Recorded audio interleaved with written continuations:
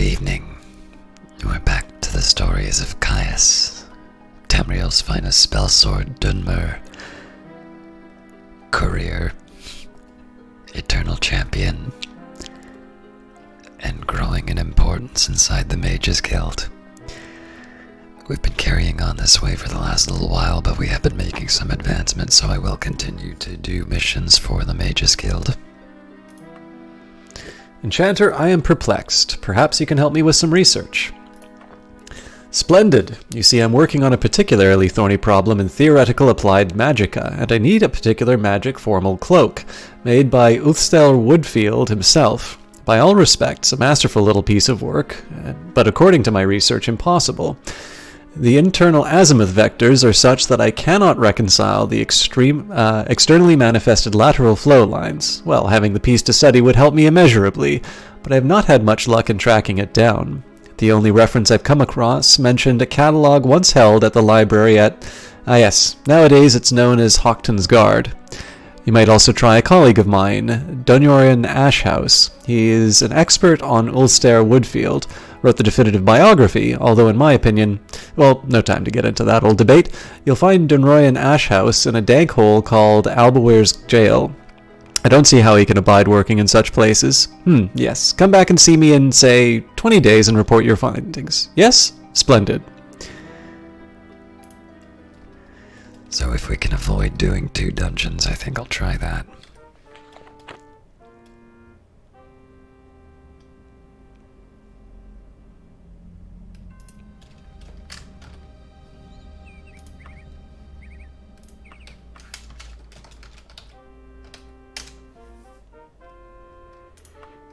And we won't do that quite yet because...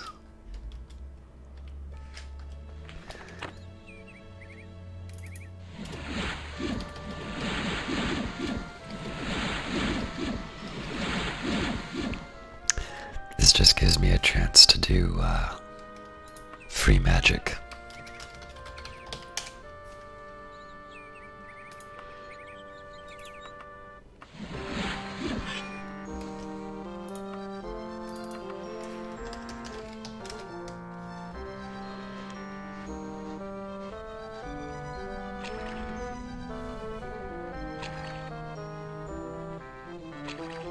I didn't know this was water.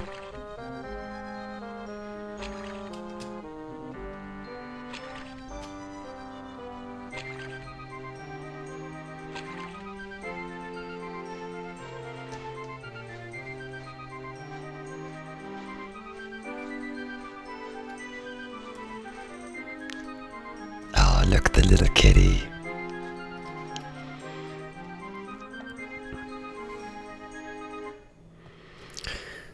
Alright, we don't always use it, but I am going to try the recall anchor.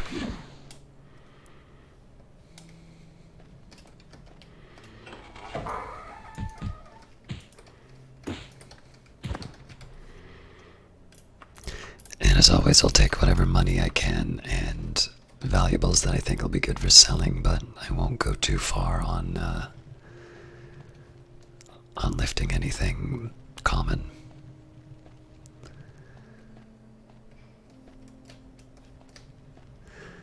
So the big challenge here is that the catalog is probably just going to send me to another dungeon.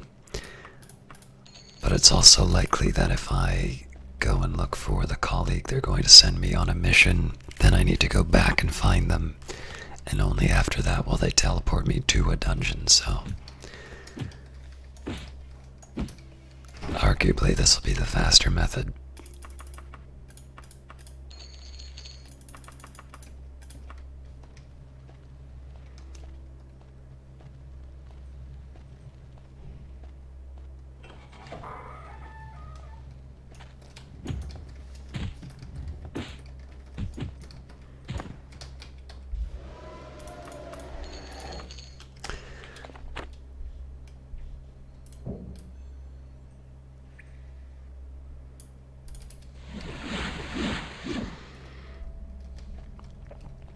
So I don't have much of an opportunity to be able to heal myself otherwise, but we'll go as far as I can.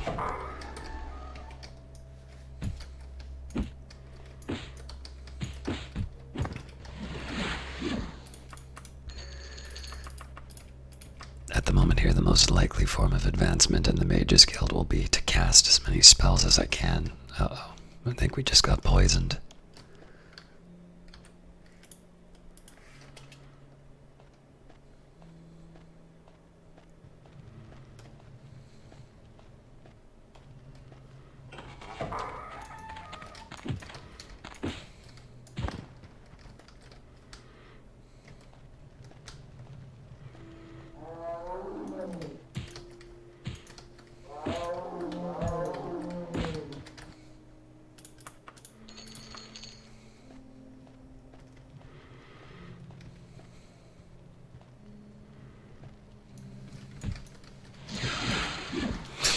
Oops.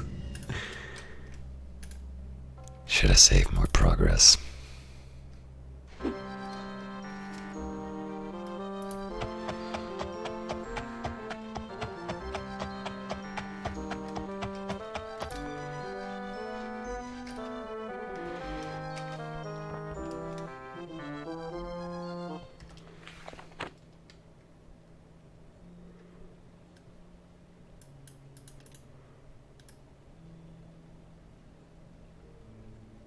I thought recall was like right at the top here. That doesn't make any sense.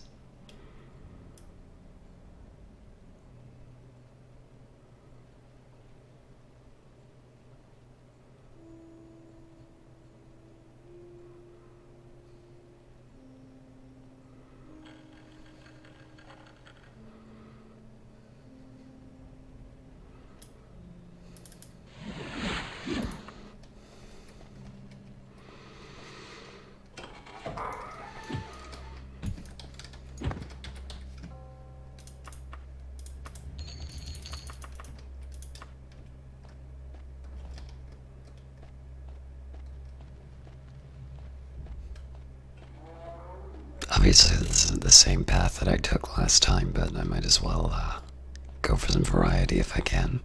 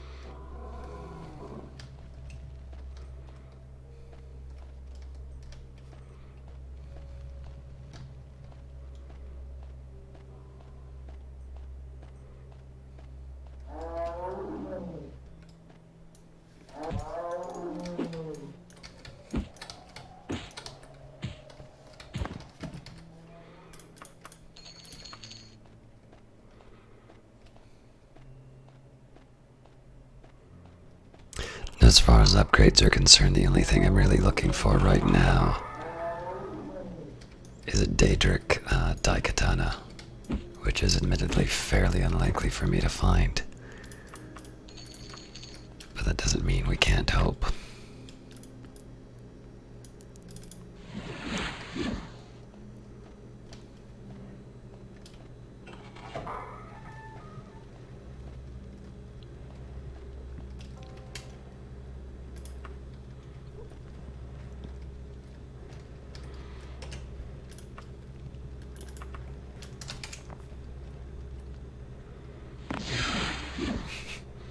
That was a terrible decision, but I'm gonna do it again.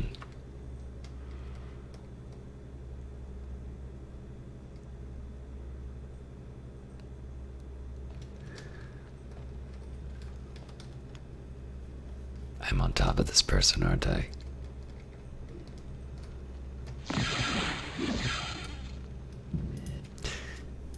Yeah, this is the one thing I don't quite understand. I'll occasionally run into these spellcasters who can essentially cast every spell in their arsenal immediately.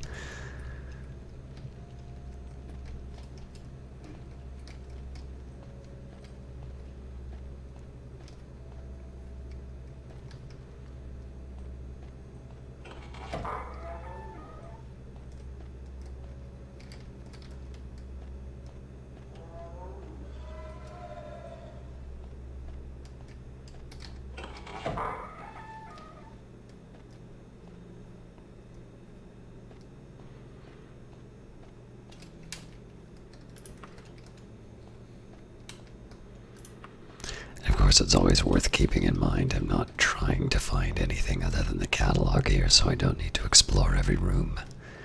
And in fact, I would prefer not to if I can avoid it.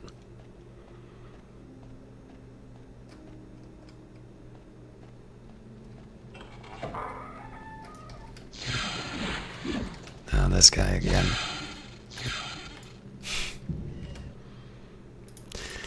Alright, I'm gonna have to save before I go into this room.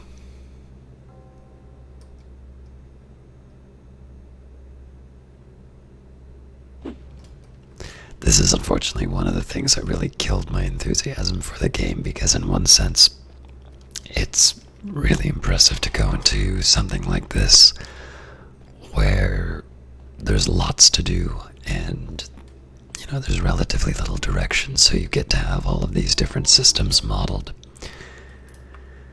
Unfortunately, it doesn't really all come together.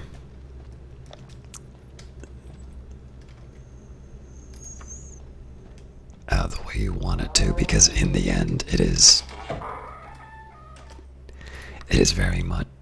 very much feels like there hasn't been a lot of attention put into any individual location.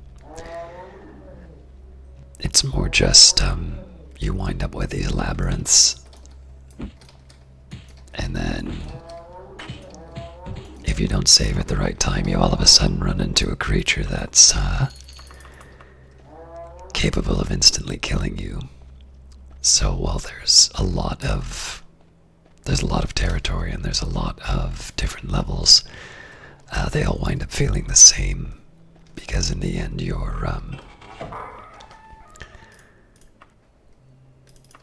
really just kind of stumbling through the maze until you can figure out where your objective is. That said, when it does do something different, like doing an investigation or that, it becomes really rewarding. So it's just a very lopsided experience.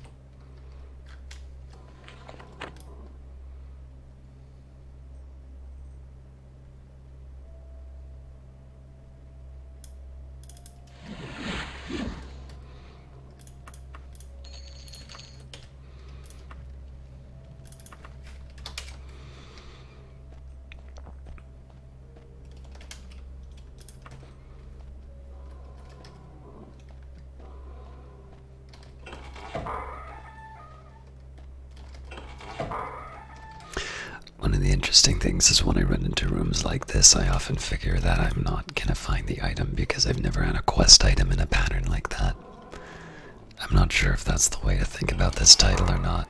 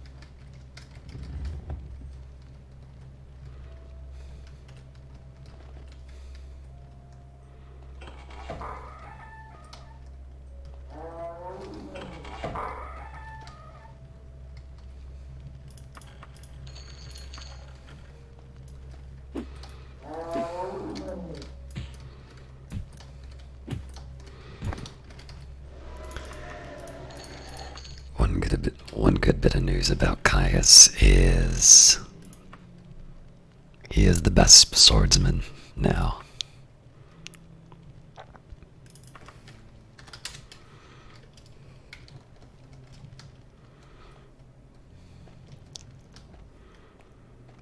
In fact, arguably I might want to equip a different skill, or a different weapon just to... Nah, I can survive this. I may want to equip something different just to be able to get the levels.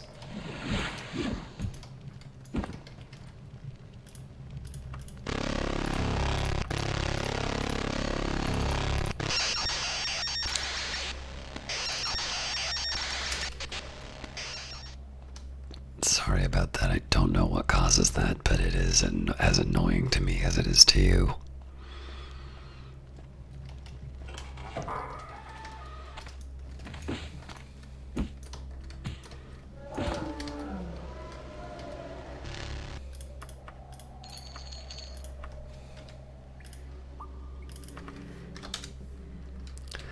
Let's just take a look here at my primary skills. So an axe or a blunt weapon being slightly higher.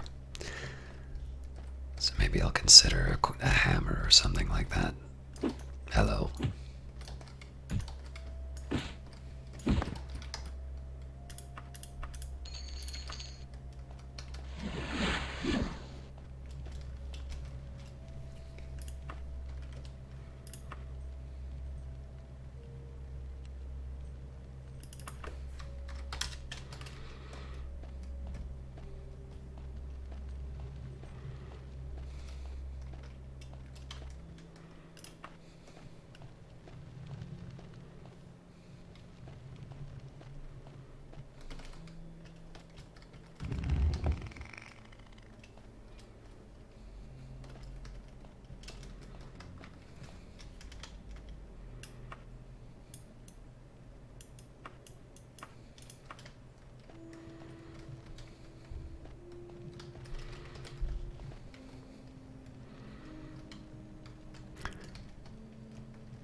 I think I'm gonna take a peek at what's down here.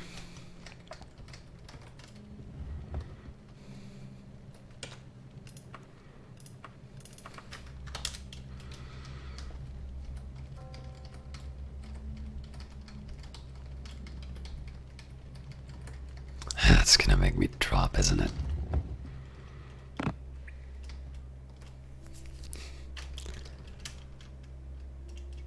And oh, I haven't been here. All right.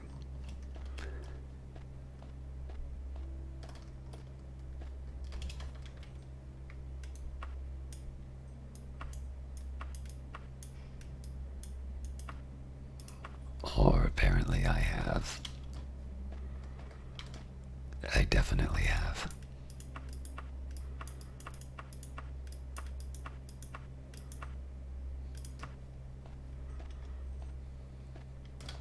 Yep.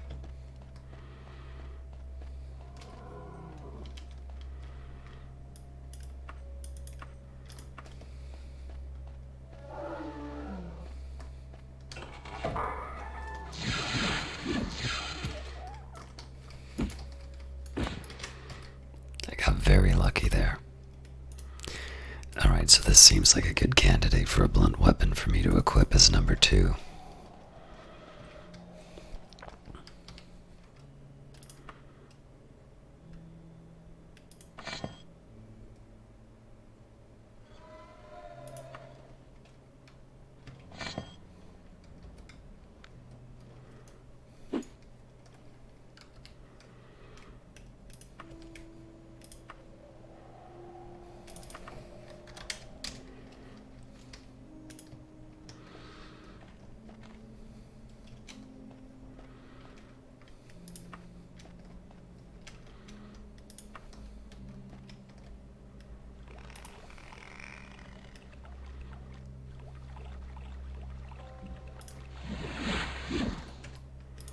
Restoration going up is always good. I'm not quite sure what level it needs to be.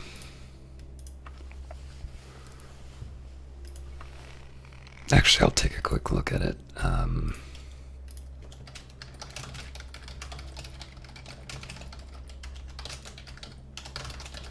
Also gives me a chance to just have a sip of refreshment.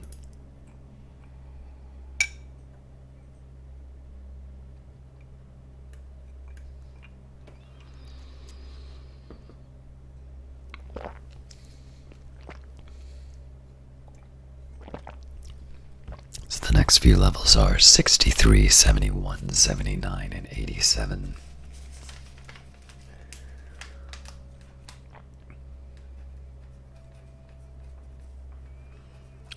And my low skill is low enough or high enough that I'll be fine. It's essentially just my restoration that I need to work on, which I am perfectly happy to do.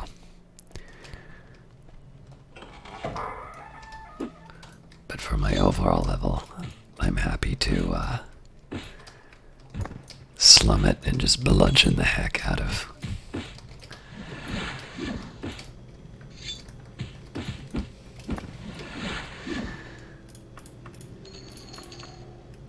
Oh, I believe Orcish is actually better than Adamantium.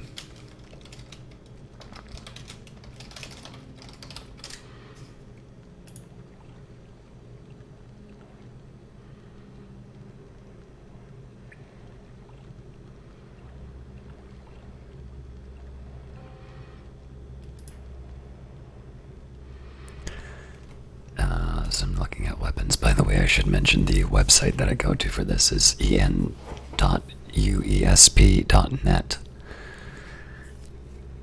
Alright, so Orc is just one down from Daedric, so this is a really good it's a really good item. And then as far as blunt weapons are concerned,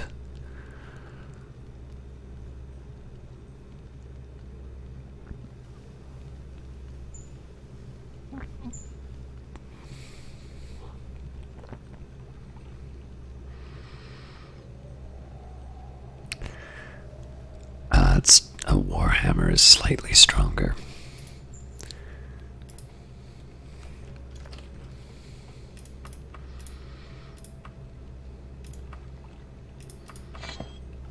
There we go.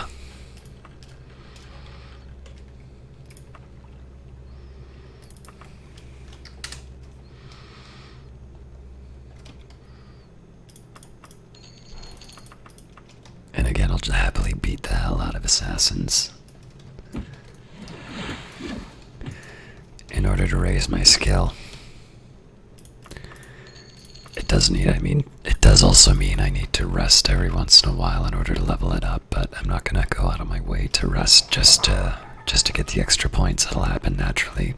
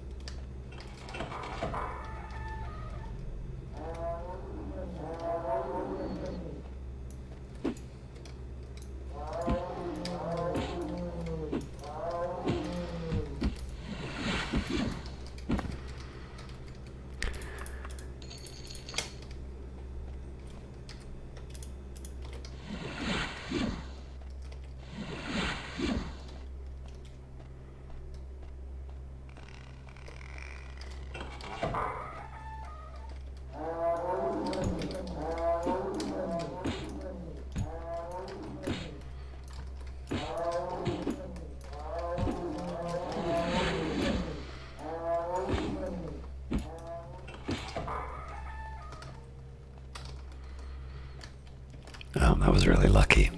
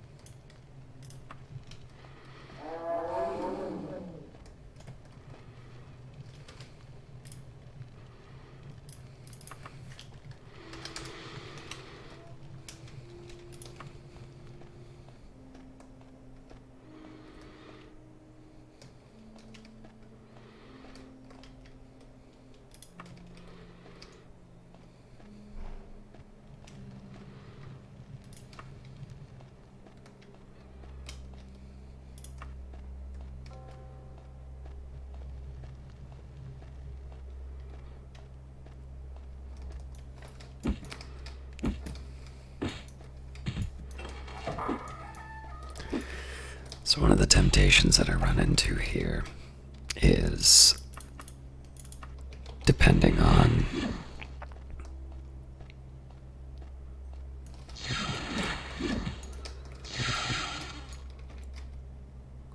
I think I just got very lucky there.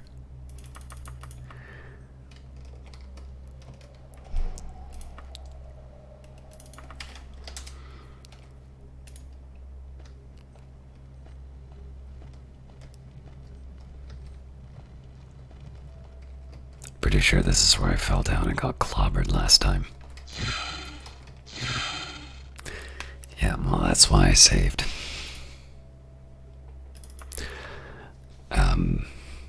Yeah, so the temptation that I have is to go to the Fighters Guild and just level up my blunt weapons.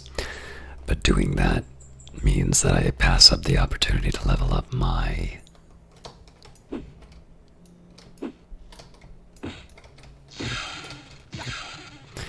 I may have to rest to be able to do this.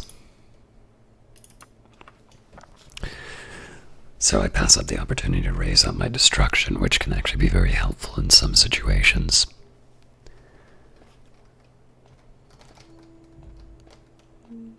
So I feel going to a lesser weapon for times that I really don't need my maximum performance is probably the better way to handle this.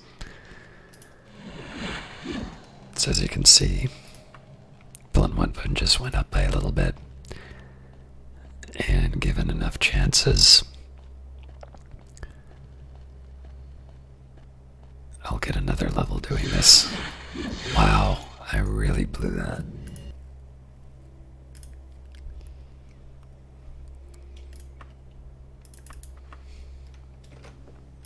Actually, I'll get the exact leveling formula again.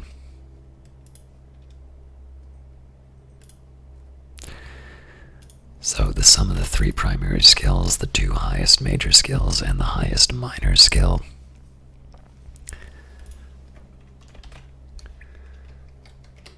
So, leveling up blunt weapon.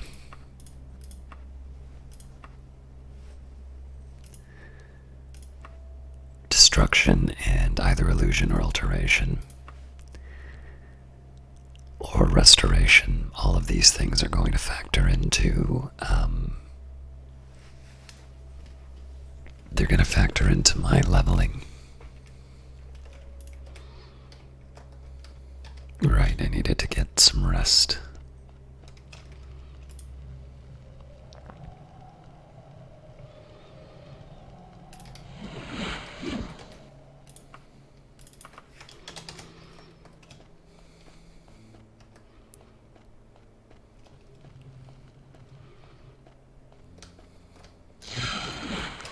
Ridiculous.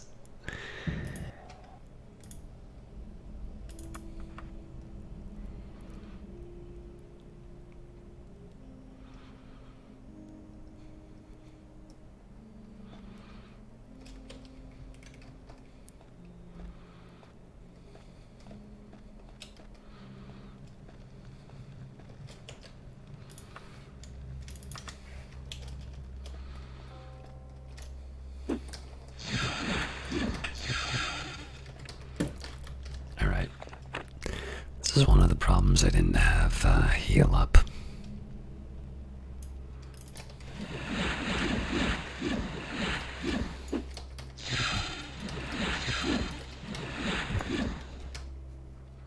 So I probably should have put up a resist shock or something like that, but it's a little late for that now. I still got what I needed.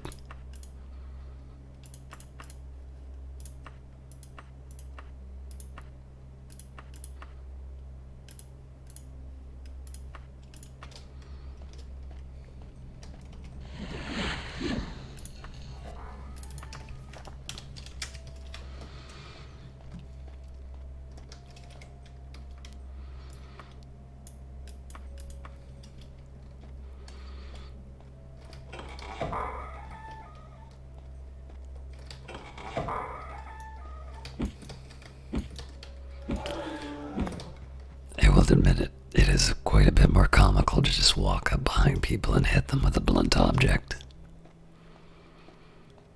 Doesn't exactly have the elegance of finding the elven katana in the first level, but still amusing.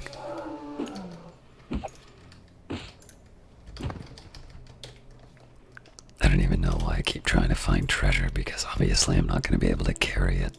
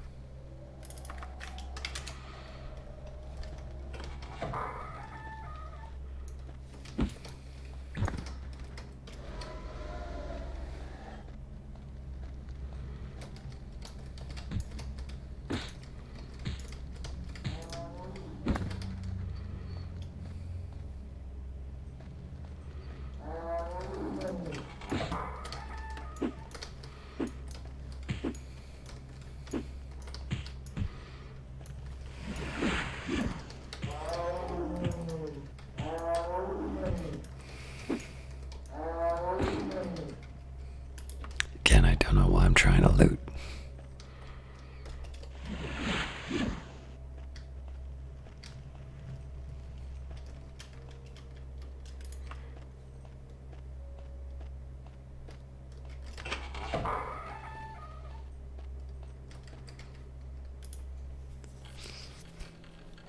Should have seen if I could have done one more heal.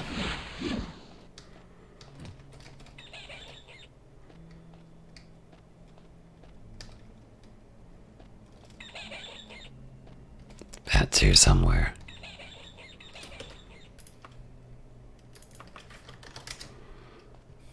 We're also less than an hour in and we've already used the first alphabet.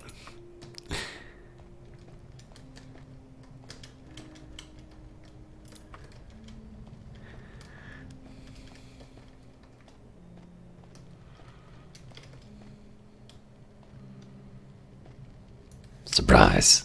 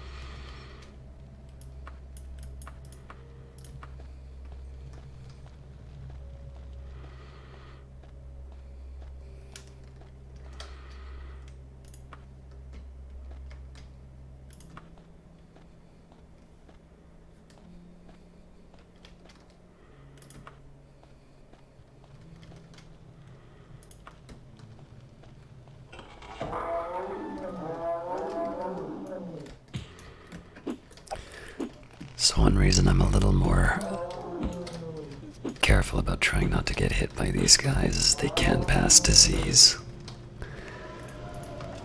There are other enemies that can do that too, but poison is relatively easy to deal with. Disease can sometimes be a really troublesome problem.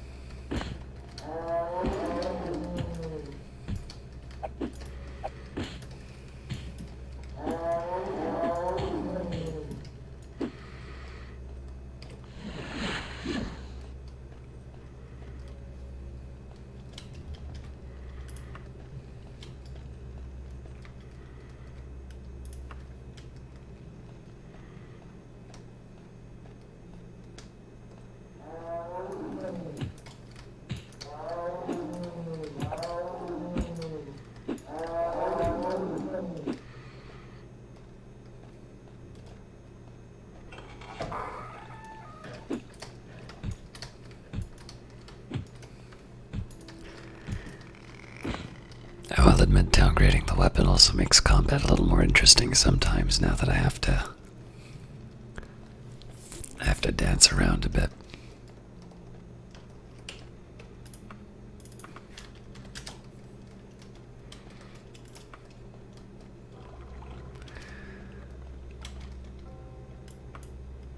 So, same story as before, we've got a pretty decent map of the dungeon, but clearly we're not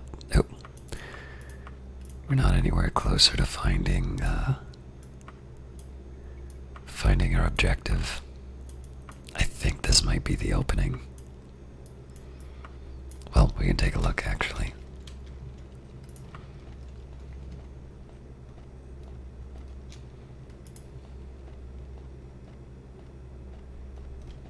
Yep, it is.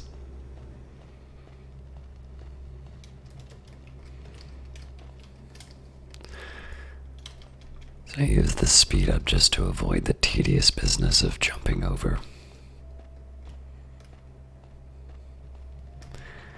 Again, the usual decision rule here is if it gets things moving along, I don't mind doing it, but I try not to turn the cheats into a crutch. Alright, this just takes us to places we've been already.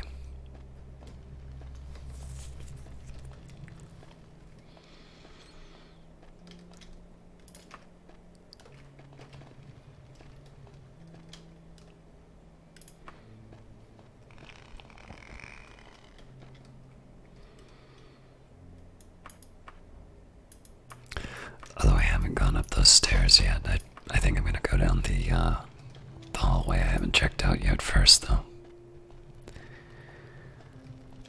Although it would be very upsetting if it turns out that the solution was right. Oh, I have been down that hallway. If it turns out the solution was, yeah, just go forward and the end of the dungeon's right there. I don't think we've had that happen to us yet, but I wouldn't put it past this game.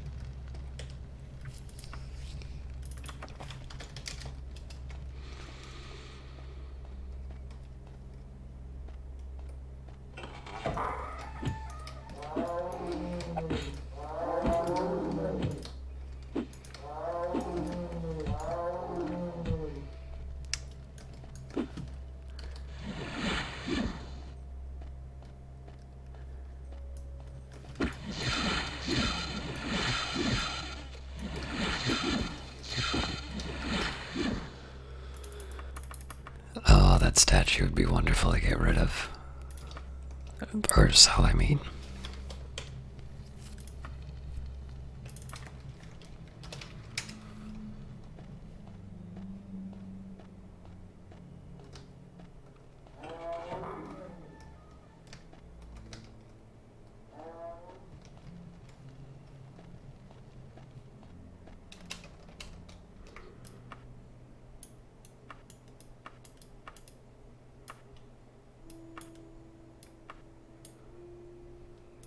Alright, this might be one where I just teleport to the spot because I'm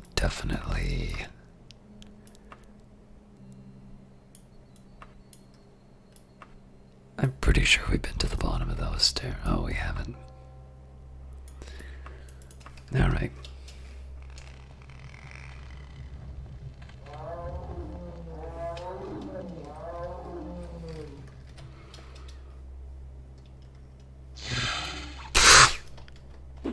I'm not dead yet.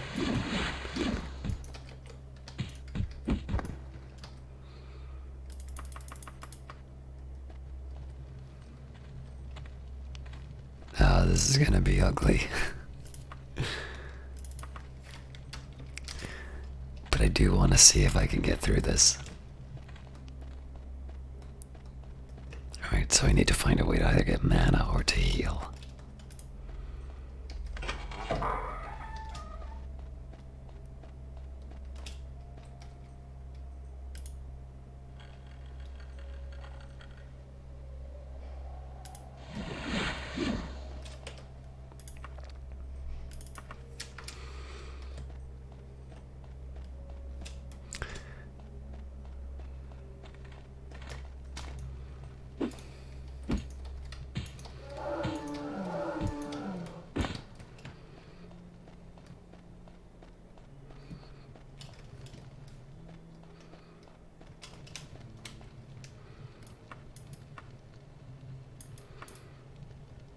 Yeah, so it's not quite clear how we would have got here yet.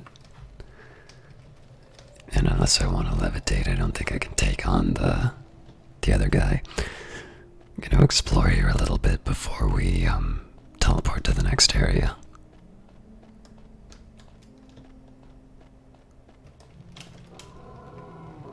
Oh, hang on. Interesting, so this might have been the area that I was going to go back to and check out after all. Well, that's not terrible, but it also doesn't bring me any closer to the catalog.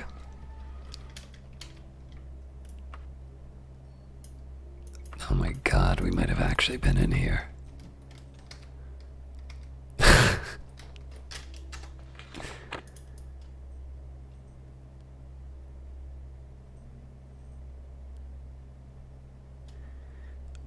I cast Orc Strength to be able to lift a piece of paper.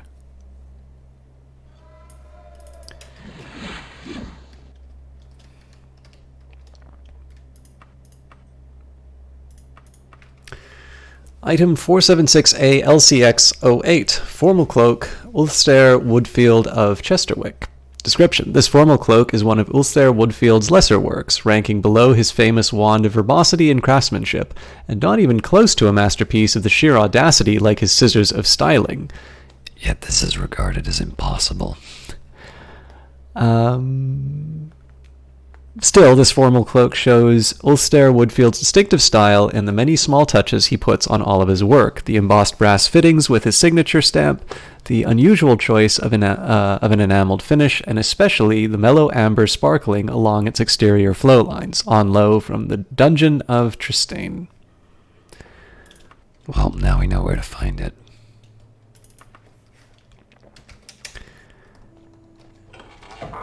And let's see what I missed.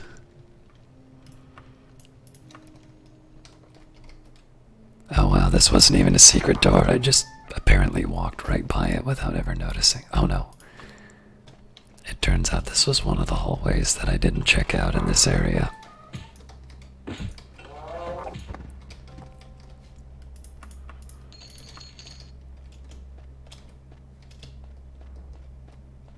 So before I cast Recall, I might as well get my money's worth out of this Orc Strength.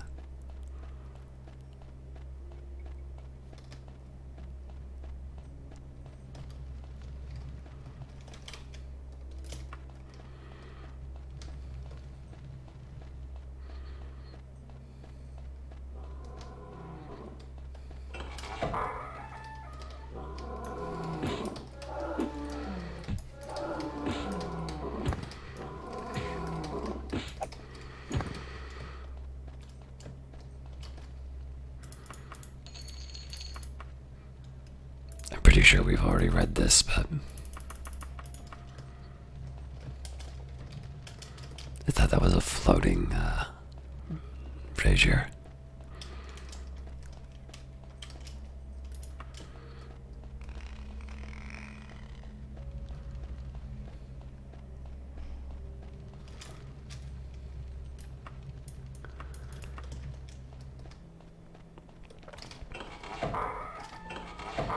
Alright, the Orc Strength just wore off. But I think we just went in a big circle anyway, so.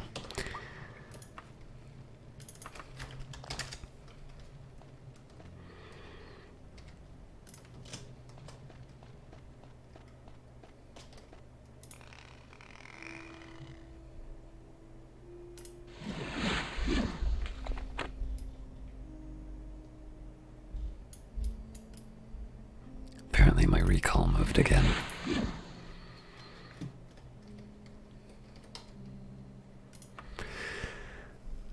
Alright.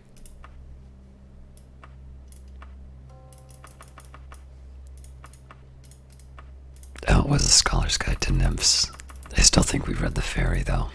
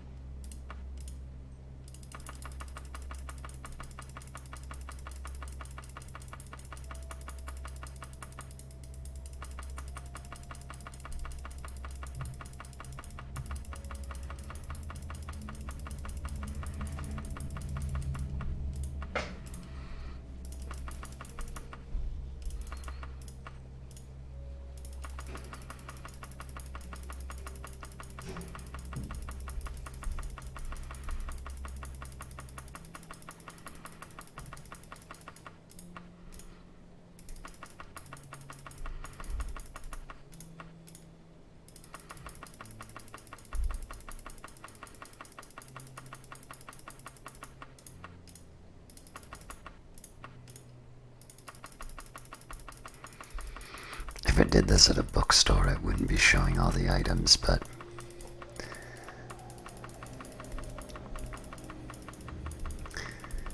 I kind of want to read this now if I haven't.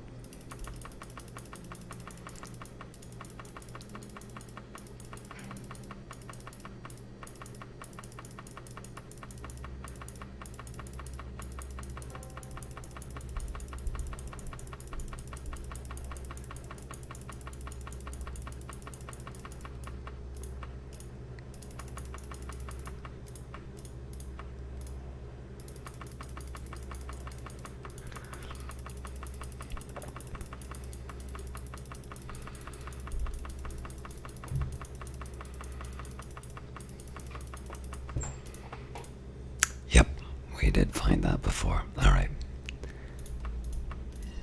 What I am going to do, though, is I'm going to remove the ebony dye katana, just because I've got 2 weapons now, so it doesn't make a lot of sense to keep that around.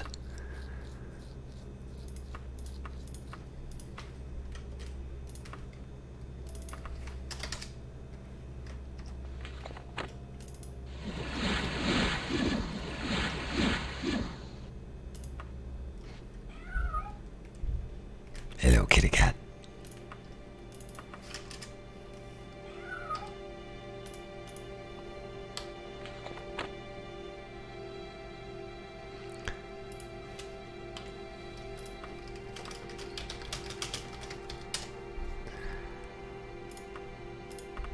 And similar idea. We've got, we've got all of our magic points back. Out of curiosity, how high did restoration go? I don't think it's any higher than it was before.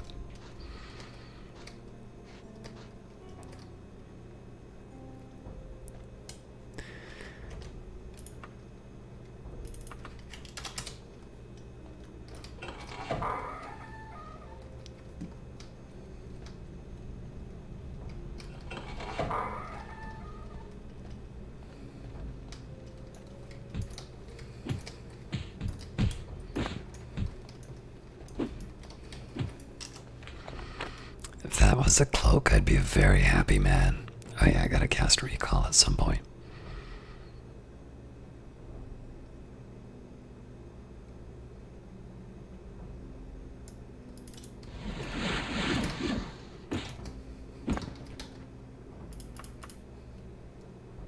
No, I'm not encumbered. Alright.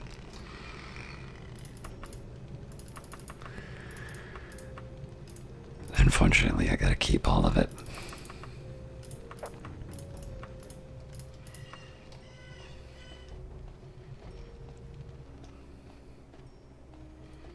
Maybe I'll read fool's ebony and drop that off, but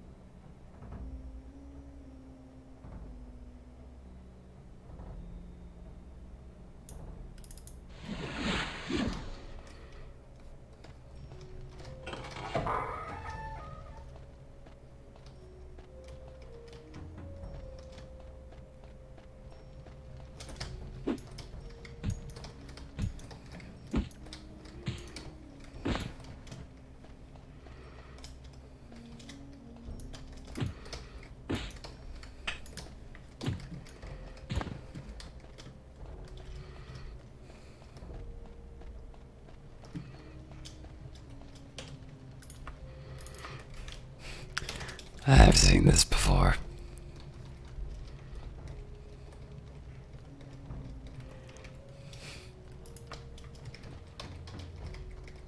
This is apparently the one trapdoor that doesn't actually open. Fair enough. Although that doesn't leave us a lot of other options for where to go.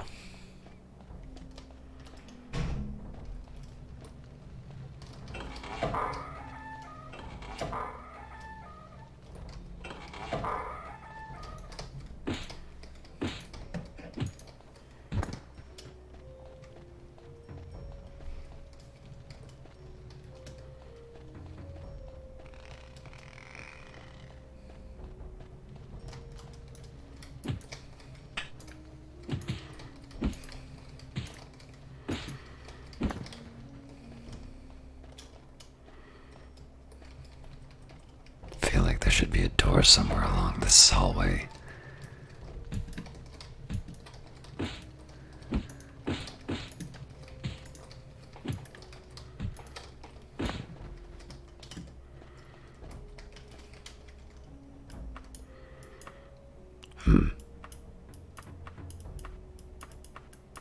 So it seems to indicate there's a drop down somewhere, and then we know there's a drop down from that room.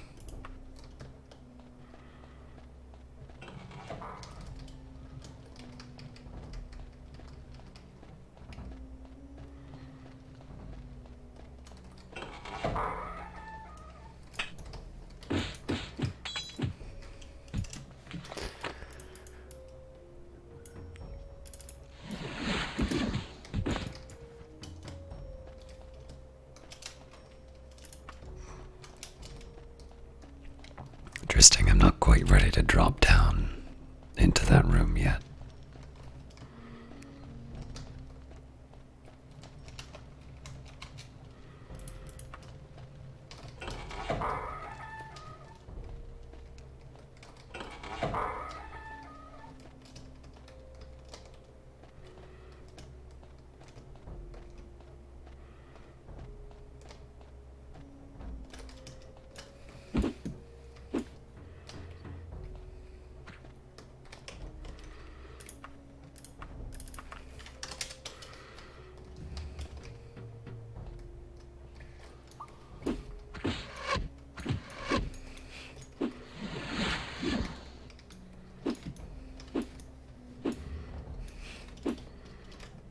This is an unfair advantage.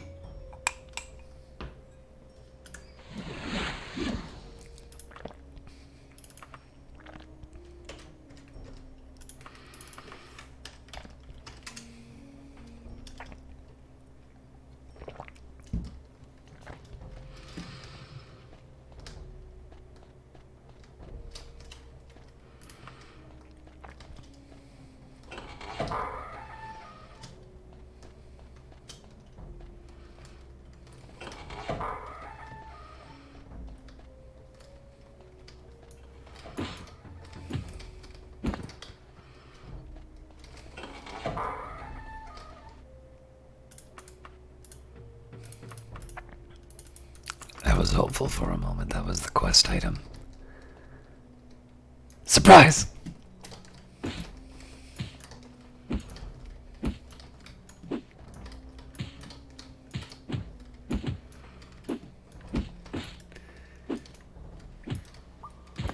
You know, if this was a lady barbarian, I think we might have actually just found the person who was on the cover of Elder Scrolls Arena.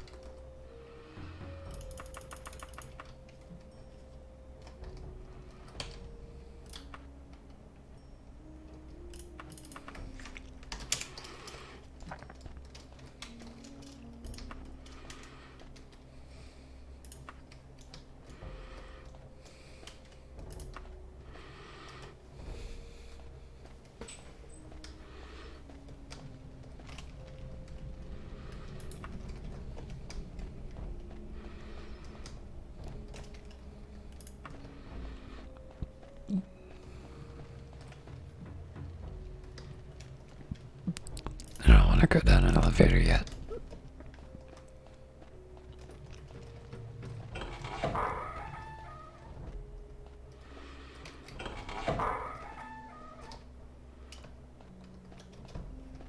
Alright, now I'm ready to go down an elevator.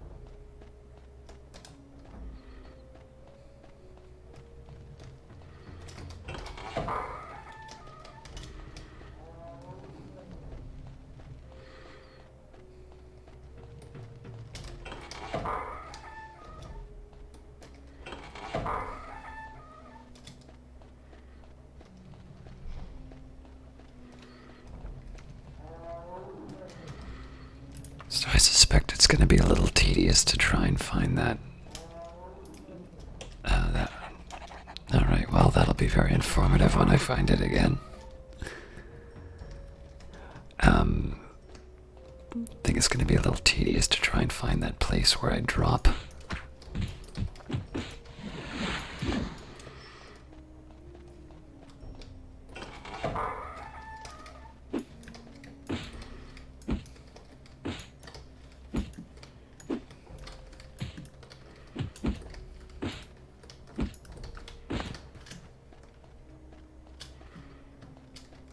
Maybe this is it.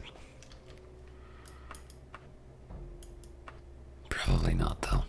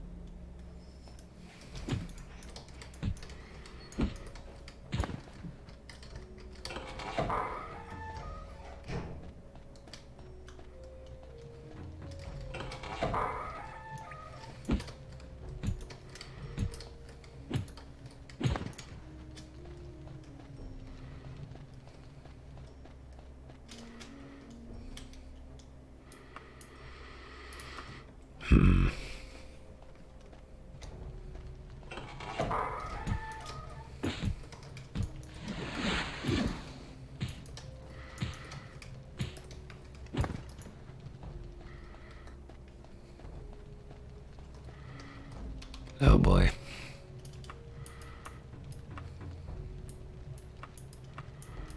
Yeah, why not?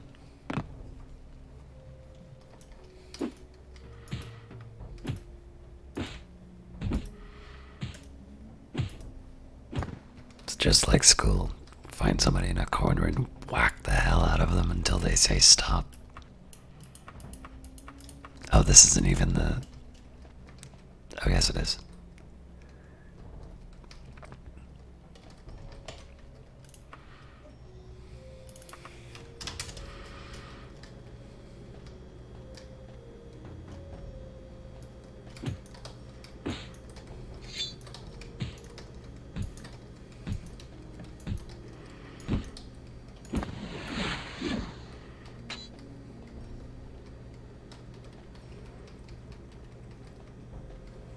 Something made a ting noise.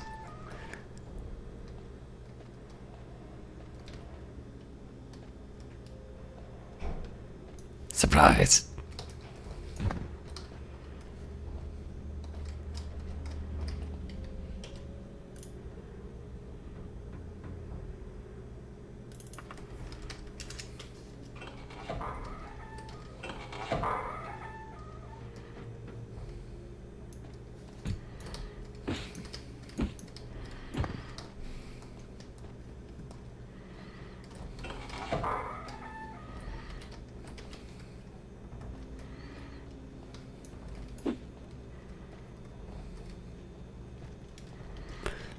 I really think there's something invisible that opened that up, but I'm not dead yet, so I can just be paranoid.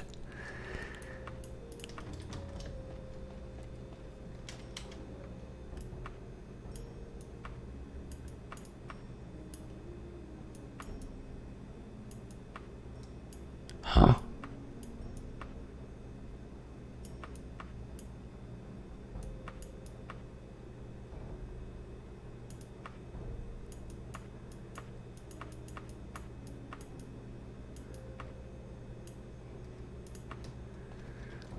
Well, here goes nothing. Oh, for God's sake.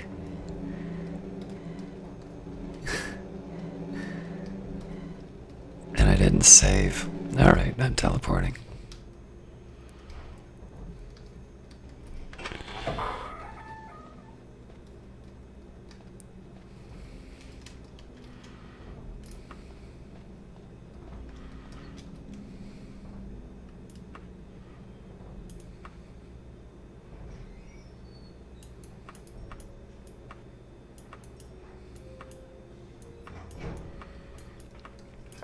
The real question is if I want to teleport all the way, but I think there's some things for me to check out here still, so...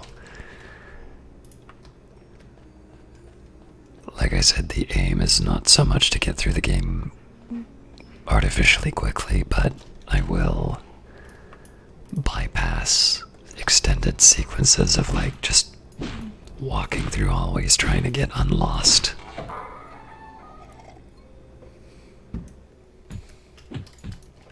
That was very inconsiderate of him to stop by while I was getting a drink of water.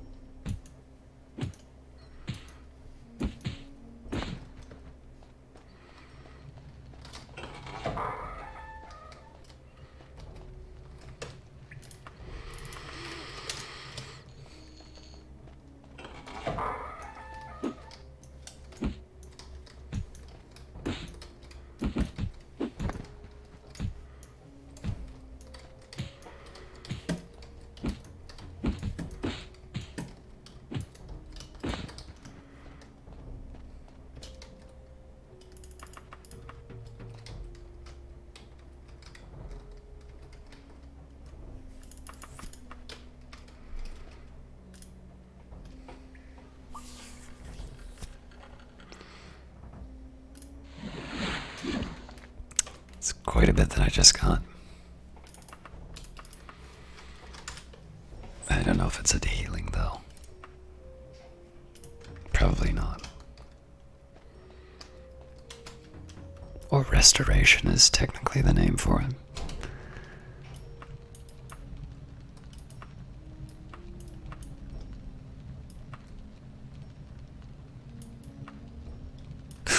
Well, that's exciting.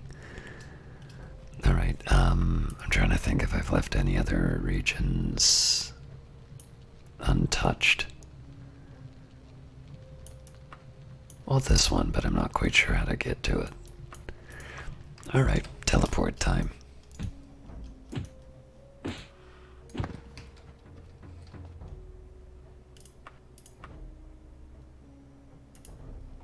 Have I read Volume 3?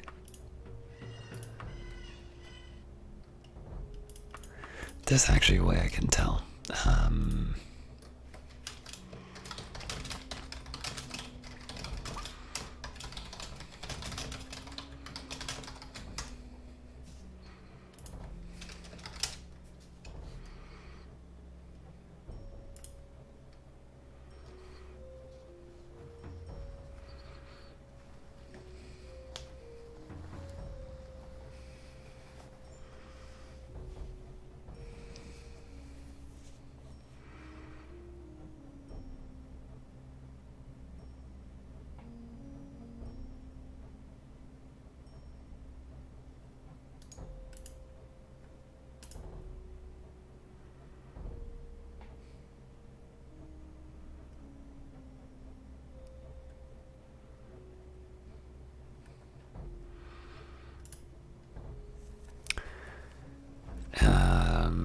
I'm just trying to think where I can find this.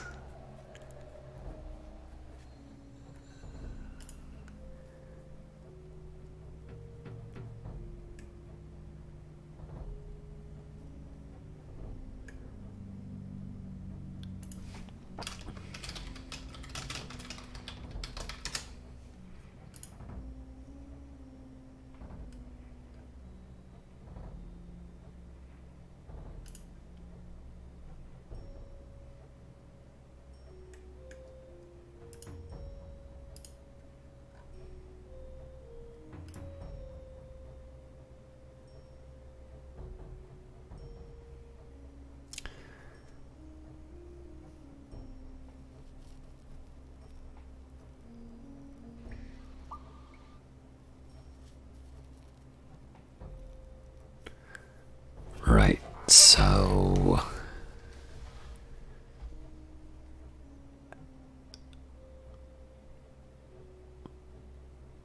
I believe in this particular case, the third volume, the one that we have here, was the one which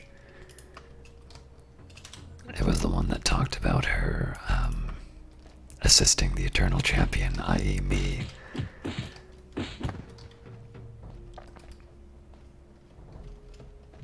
Oh, I just love it when they put... Okay. So here's a little fact about the game here. When I do this teleport thing, it will put you to locations where potentially there's a quest item, which means that in some versions of this dungeon, the quest item is after you fall down a trapdoor and go into a room with no other entrances. So if you don't have a potion of levitation, presumably there's no other way of getting out of here. That is why I'm willing to do this stuff.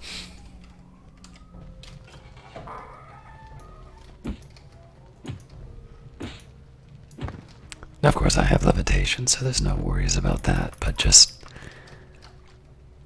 this game is rather unkind in certain points. Alright. I do want to see if I have these books.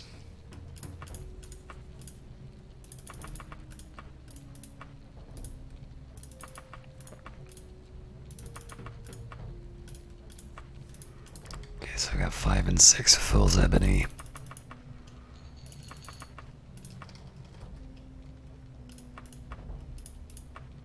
Yeah, I have both of these.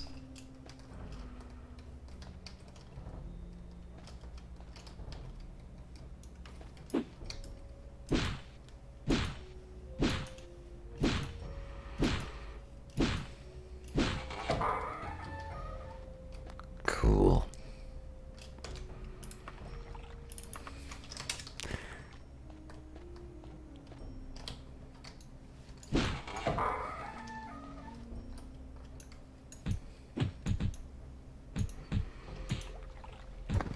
I'm assuming there's something that opens all of these doors and puts me in some kind of fight, but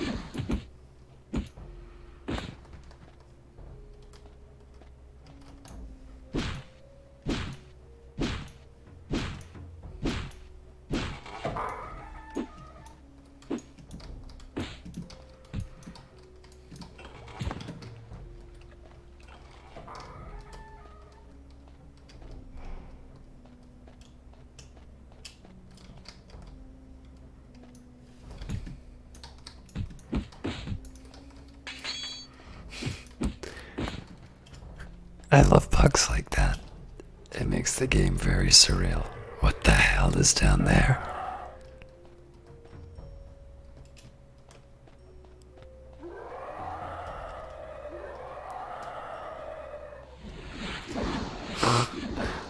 Run for your lives! I didn't mean to do that. Oh, this is gonna be bad.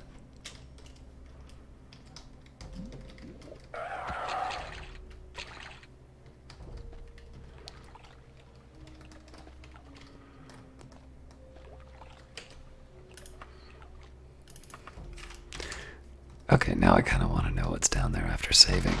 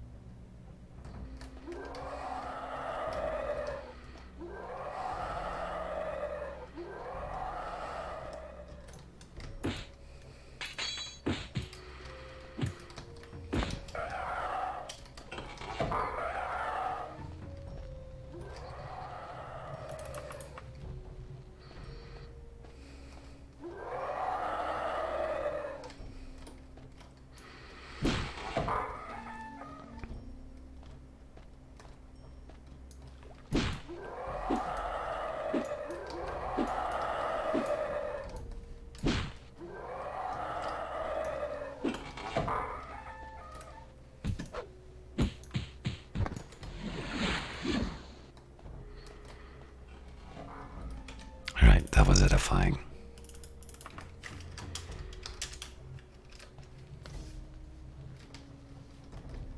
Okay, so apparently we've been to all of the locations. And we are no closer to finding the... You're kidding me. Oh my god. So something that you can't normally pick up is now the thing that you pick up.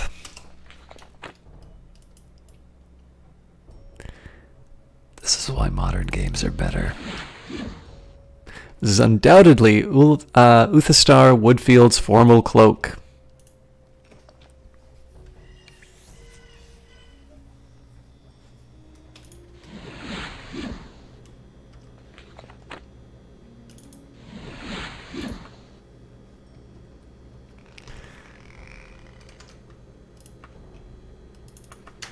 Alright, now before we check in with the wagon,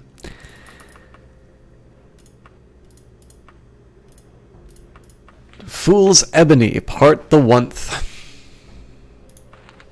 Dramatis Personae, Prologue, The Adventurer, a dark elf rascal Koman, a priest of Akatosh, Laban, another priest of Akatosh, Epilogue Steet, a priest of Julianos Raic, another priest of Julianos Shub, a mage Shub, a different mage of the same name, Nephron, a somewhat sleazy merchant, 5 armorers, Ortho Krun, husband of Millie, a lusty Contesta Millie, innkeep and philosopher Guernsey, bovine wench, assorted wenches and cads of the taverns, soldiers, dwarves, and giants. Daggerfall and environs in the doldrums of the Third Era. Part the 1th, concerning priests and knackles. As related... Oh.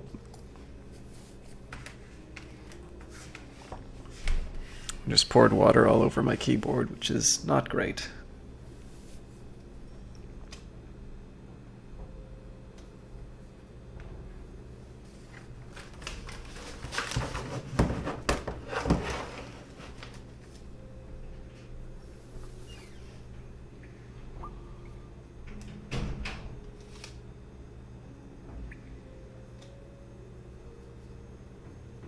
Alright, good enough. Part the What concerning priests and knackles, as related at length by two priests of Akatosh to the adventurer, who at the time was not having an adventure and had nothing better to do, in which some probably unwanted light is shed upon the priesthood and its members, and upon an old peasant myth of some significance, especially common in High Rock, and in which the mysterious fool's ebony appears, that strange material that could bring either drastic cultural change for many, or just great profit for a few, or death for a bunch, or have no result whatsoever. Early in the month of Frostfall, the Dead Daedra Inn. Enter Prologue. Prologue. Our poor players will try and remember their lines and try not to trip over our meager set. I beg you, the audience, not to heckle, badger, or throw rotten foodstuffs. You will only make this short play last longer. The Guild of Playwrights, Actors, and Dramatists wish any of you who are sensitive or allergic to rambling dialogue, wooden acting, incomprehensible exposition, or unsatisfying endings that leave one confused and unhappy to exit the theater immediately. Your gold will, alas, not be refunded. As a saving grace, the series of vignettes contains gratuitous references to all the pleasures of the flesh. You may enjoy it. Ah, here comes our hero, the roguish dark elf called the Adventurer. It is time for the prologue to trip merrily away. Exit prologue and enter the Adventurer. Adventurer. What an odd conversation I just heard between those two mages. It is best not to speak of such matters next to privy hedges. Enter two priests of Akatosh, Laban and Komon. Laban. Mind if I join you, fellow? Good. Need some company ourselves. I am named Laban, and my fellow priest here is Komon. We both serve Akatosh, all in our own ways, of course. Make yourselves at home. It is not my bench, but I thought that priests didn't go to, places like this, inns I mean, unless on duty. Laban. Oh, we're not on duty. Got to regenerate our internal vital energies so that we can go on blessing and curing. We often come here, hike up our robes, kick up our heels, as it were, fill up with some bottled energy. Komon snickers. Laban. Looking for those in need of comfort and blessing, of course. Komon. Oh yes. Like that young girl outside the other evening. Laban kicks Komon. Komon. And anyway, our high priest told us to get lost. Laban. He means he told us to get us some air. We've been having visions, you see. Komon. Yes, sort of weird, really. And we hadn't even been taking any of that. Laban kicks Komon. Laban. Both of us have been having the same visions. Real odd. Adventure. Do tell. I'm not going anywhere in a hurry. Laban. Well, we've both been hearing some sort of words for a sort, like Sernich or Sainnak. Adventure. You said Nick or Knack. Just a minute, let me have another swig from your bottle, brother. Ah, that's better. High-class stuff you fellows drink. Yes, I recall some story or old legend about an elf, name of Knuckle, I think, from Morrowind. Laban.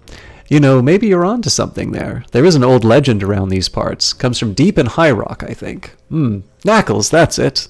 Knackles, eh? Seems like several dark elves use that name, particularly the more peculiar ones. Komon.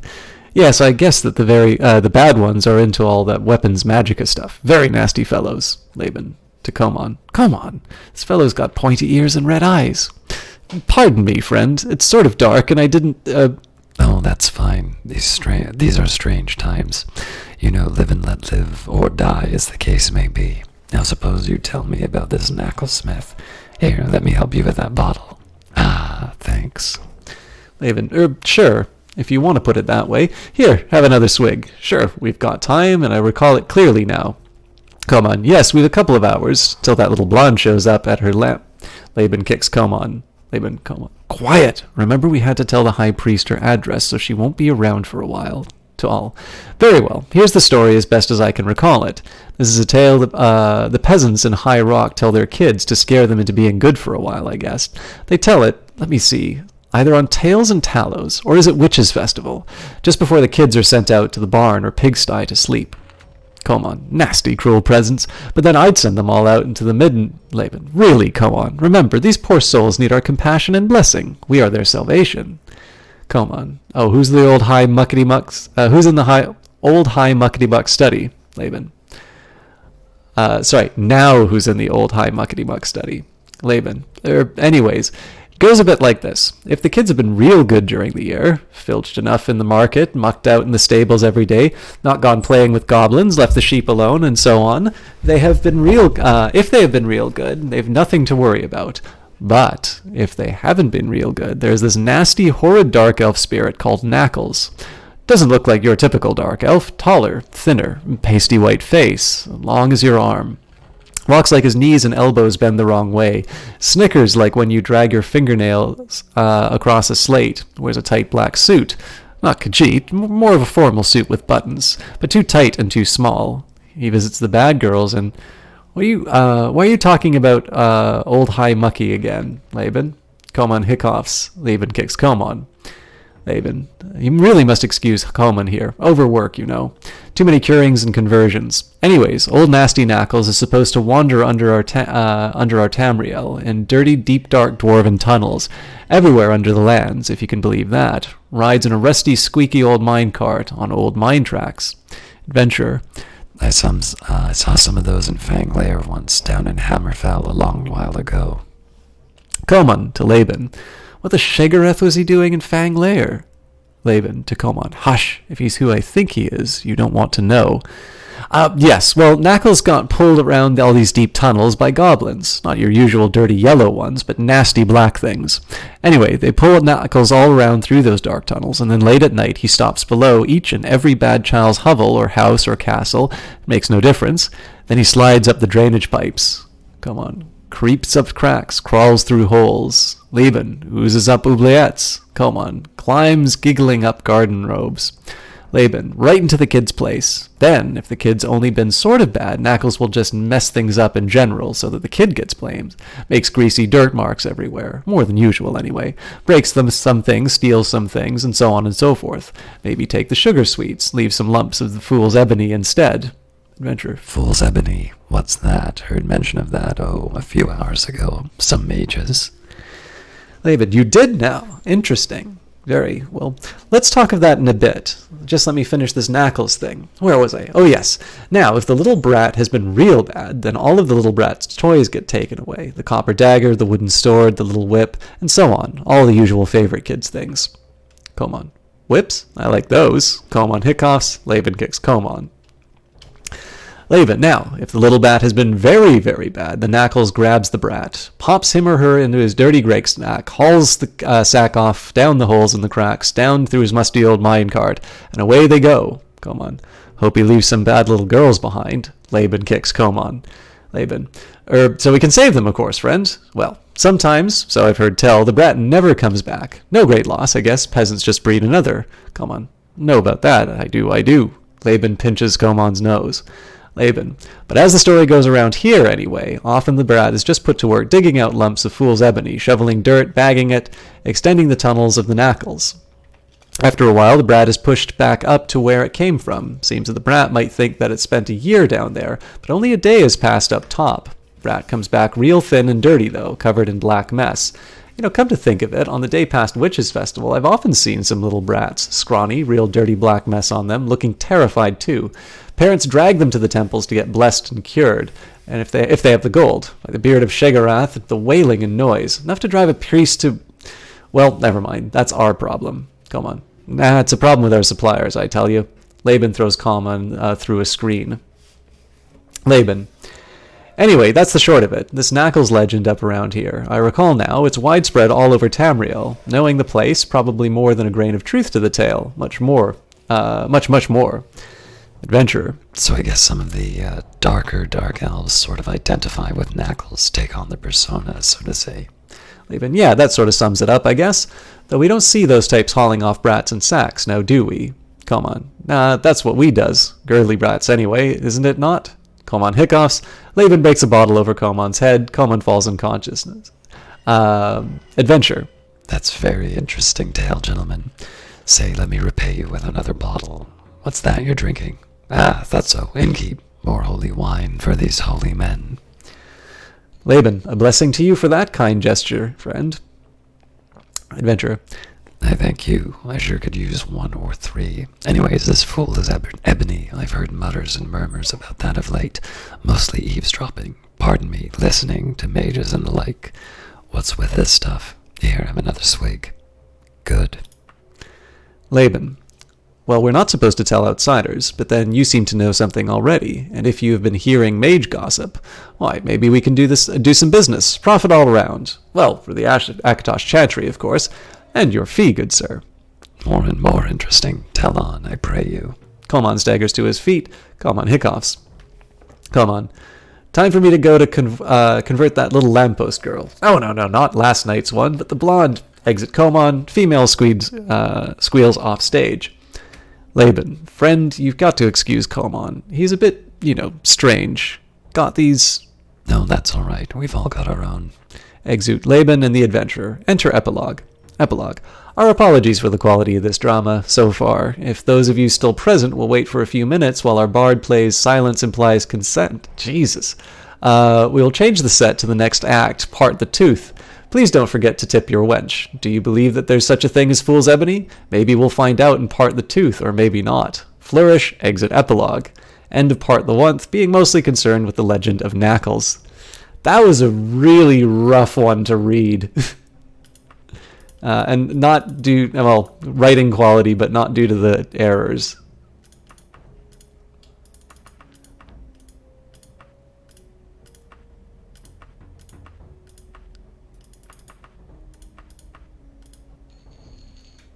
Do I even want to read number 2? I think I do have number 2 in here somewhere.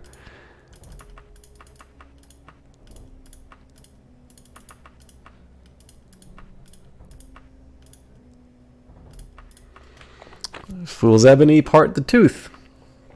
Dramatis Personae, Prologue, the Adventurer, a Dark Elf, Rascal Kalman, a Priest of Akatosh, Laban, another Priest of Akatosh, Epilogue, Steet, a Priest of Julianos Raic, another Priest of Julianos Shub, a Mage Shub, a different mage, we've already got all of these things here, so.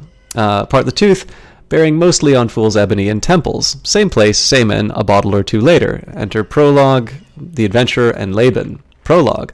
Little has occurred so far in our comedic drama. The adventurer, or dark elf rascal, has bought drinks for 2 priests of Akatosh. All have drunk considerably. One of the priests has rushed off in pursuit of his lamp girl.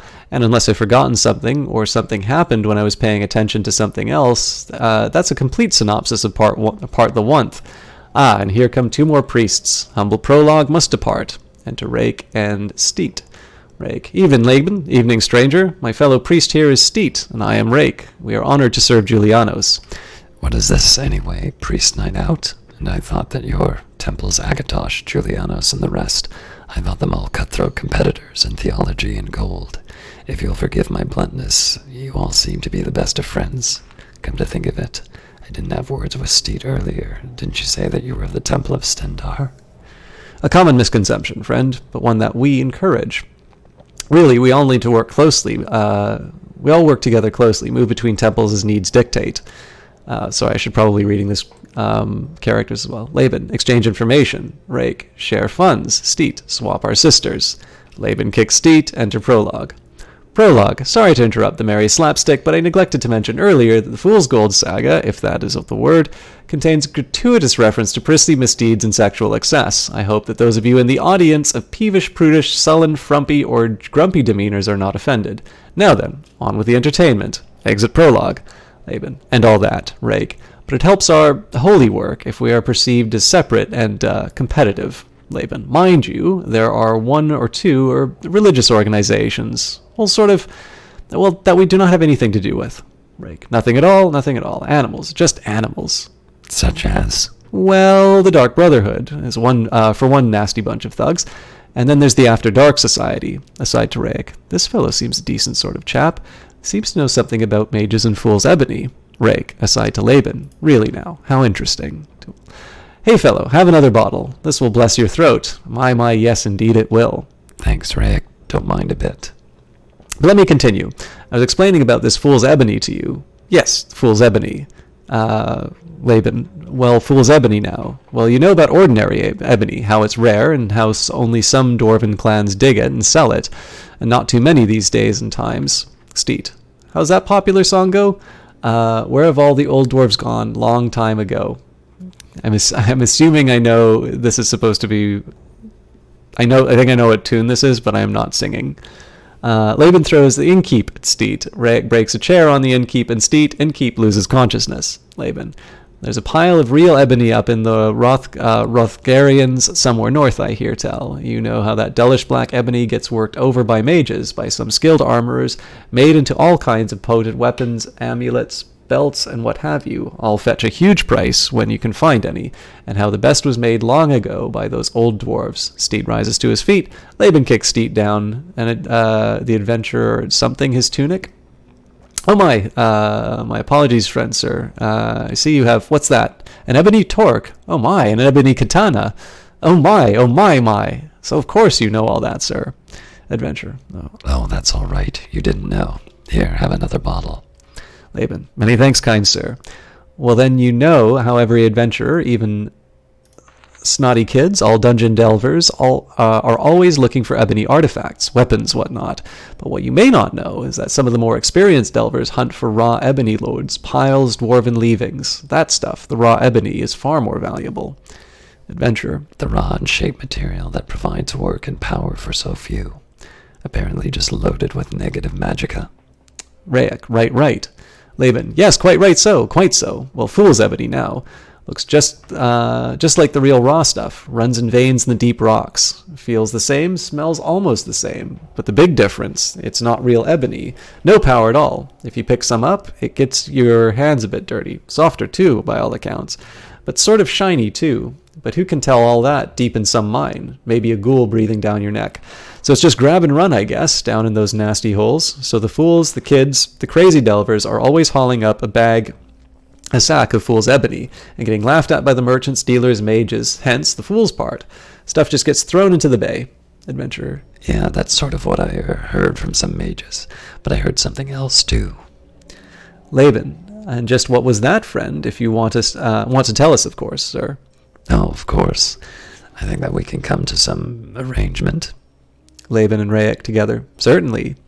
So these mages, Shub and Shub, they always called Shub, aren't they? Anyway, these old guys were saying how this fool's ebony can burn, not magically, but like an ordinary piece of wood. But the flame lasts for longer, gives off a lot more heat, makes no smoke to speak of, no noise. Very interesting. Mages were saying how the alchemists wanted to heat the retorts and flasks, how the Mages Guild wants it to make and sell or fake amulets and the like. Rotten trick that, and especially the armorers want it bad for their forges, I guess, and the alchemists for their amulets. Laban, precisely my information. Now it gets cold up here in the winter, doesn't it? And everyone is cutting down all those trees, making siege engines, boats, and all that evil war machinery. All those rich royals and merchants got to heat their great big piles of homes, so their contesses can run around in next to nothing instead of furs. Steet, just like my sister. Laban bites Steet's arm, Steet shrieks and falls unconscious.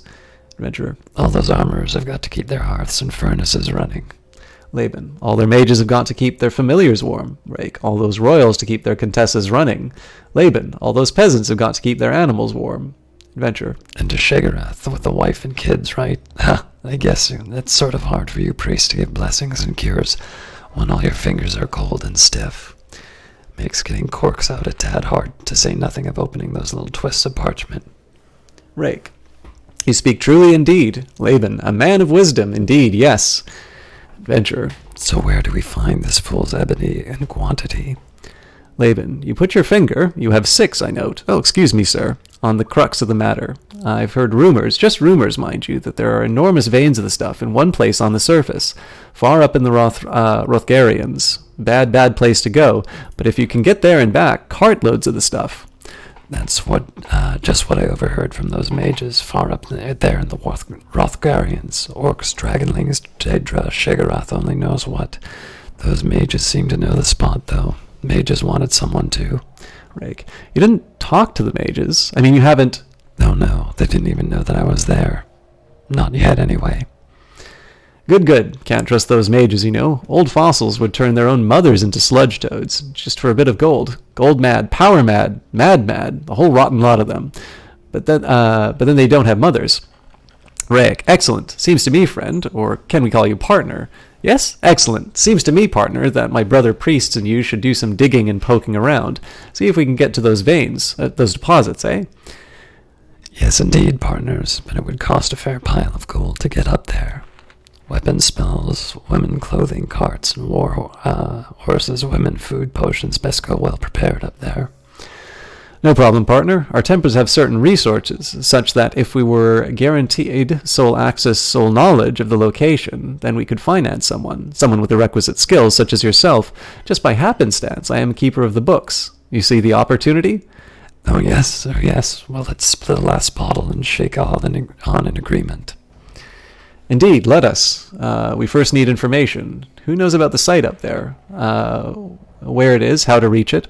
Why don't we meet back here in, say, a week to the hour and see what we can learn? Meanwhile, Rake, we need to find a merchant, too, someone who can handle it for us. Warehouses, distribution, Laban, and keep a shut mouth.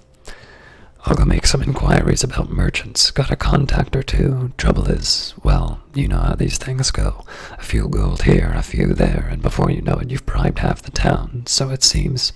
Now, as luck would have it, I don't have much. Got swindled by a wretched mage some town south of here, and lost most of my belongings in a shipwreck. Laban. Ah, yes, you need some seed money, as it were. To Laban. Let me lift old Steet's purse. He made a lot renting out his sister last week. What is it with this play? Thank you, Rayek. Here's about 100. Is about 100 gold enough? Oh yes, more than enough for a start, gentlemen. Good, good. So we have a deal.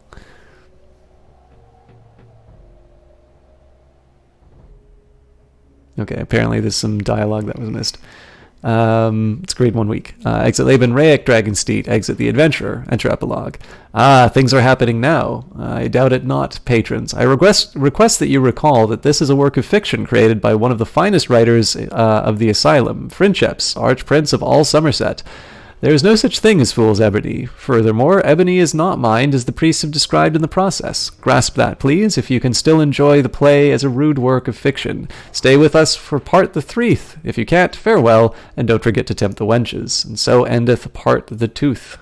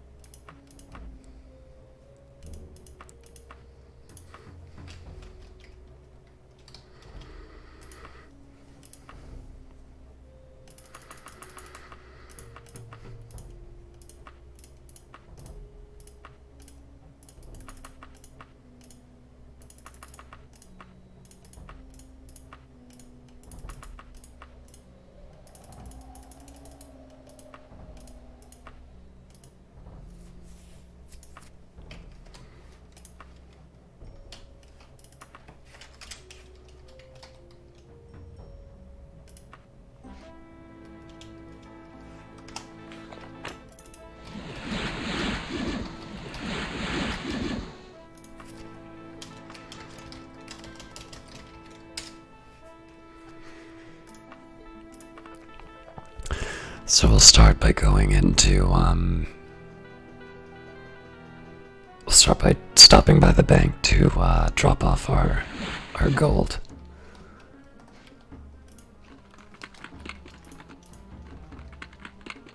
Possibly sell off some items if I can at the pawn shop.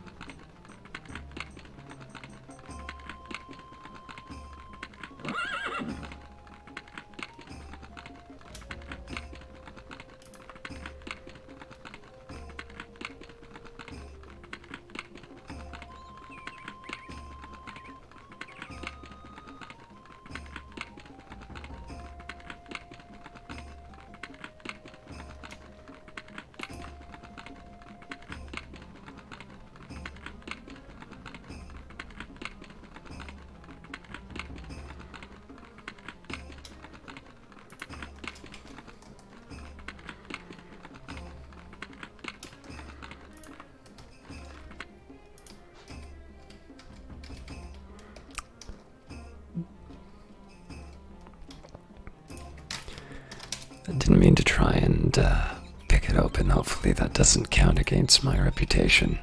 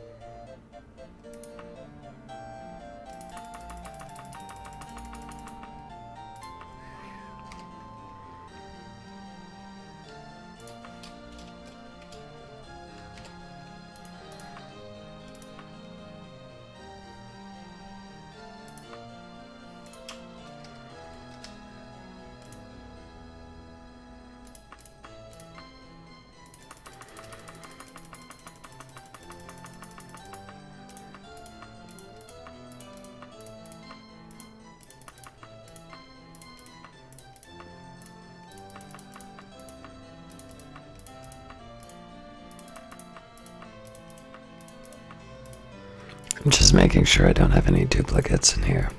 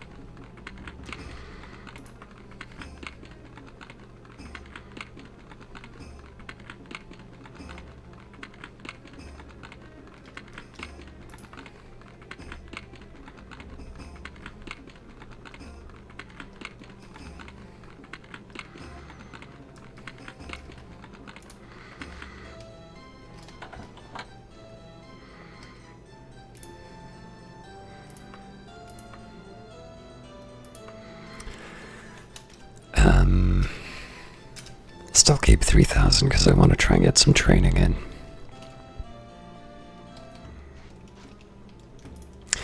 So now we need to wait to go to the, actually while I'm at it, let's see if there's anything related to alchemy that I can find.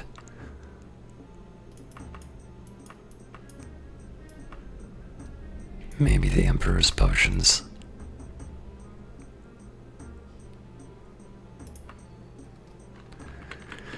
This is just to see if I can sell any of those ingredients.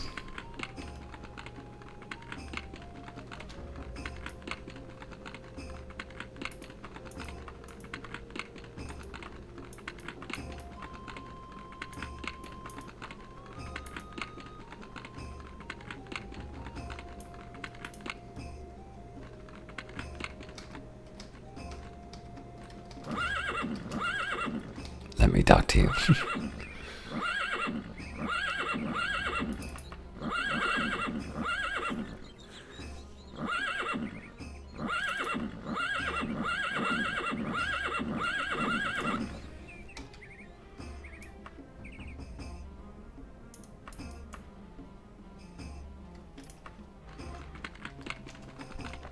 Yeah, so Emperor's Potion seems to be the best bet.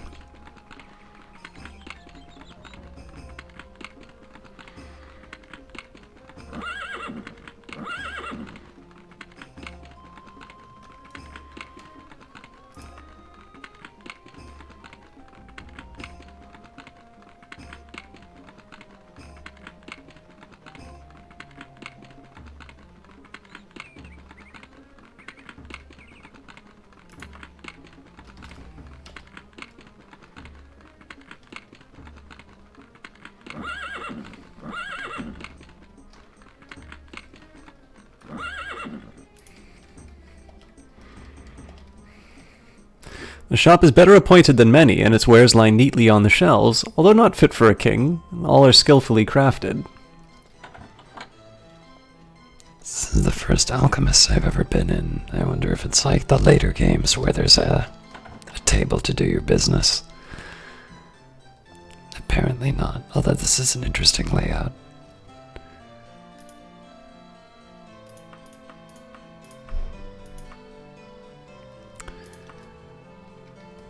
Alright.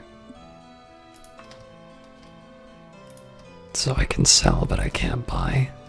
That doesn't seem to make much sense.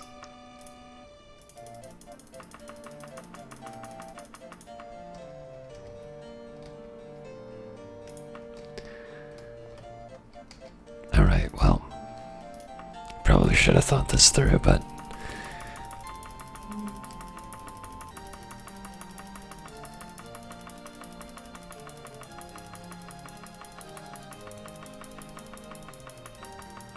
we'll have to make another trip to the bank.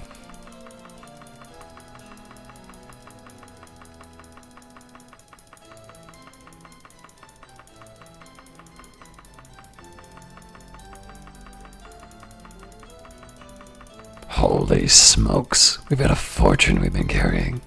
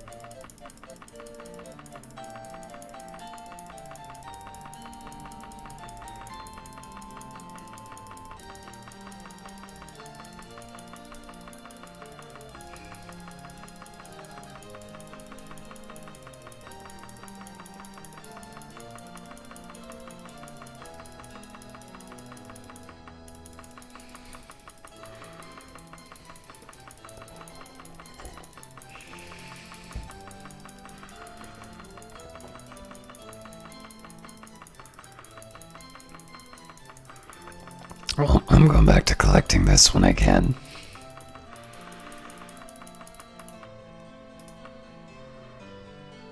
Not bad, not bad. It'd give most people less, but for you, 13,035 gold. That's my absolute best offer.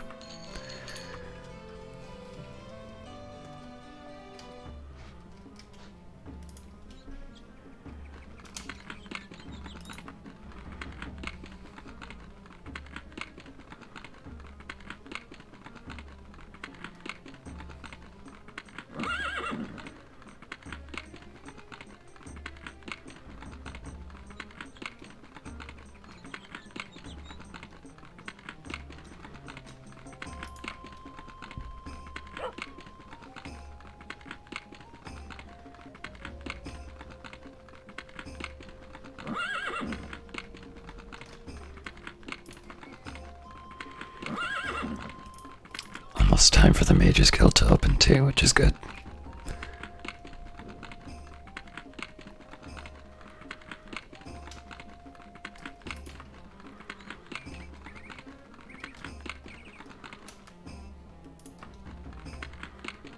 Now that I've sold everything, I want to take a minute to see if I can find how alchemy actually works.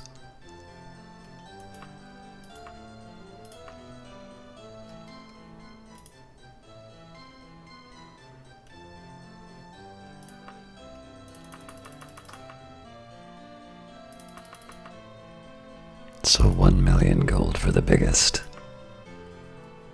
But I can afford a boat, apparently.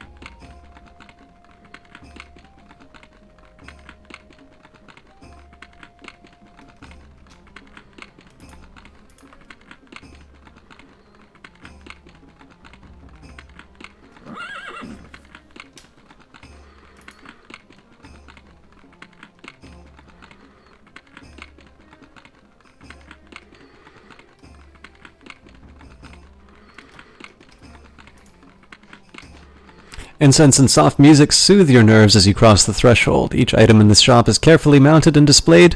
Not the slightest defect can be detected on any item within. So let's turn in first. Who are you? Oh, good heavens, I remember now. Ulster Woodfield's formal cloak, of course, and here it is. Well, as it happens, while you were gone, I had quite a breakthrough in my research. You see, it wasn't the azimuth vectors at all. The key to the whole problem, actually... Well, the point is, I no longer need the formal cloak. It is a beautiful piece of work, though, isn't it? Why don't you keep it, since you went through all the trouble to find it for me? Now, if you'll excuse me, I must get back to work.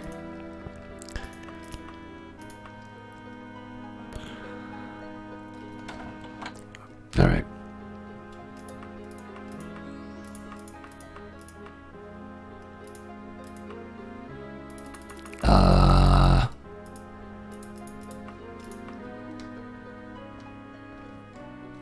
Where's my cloak?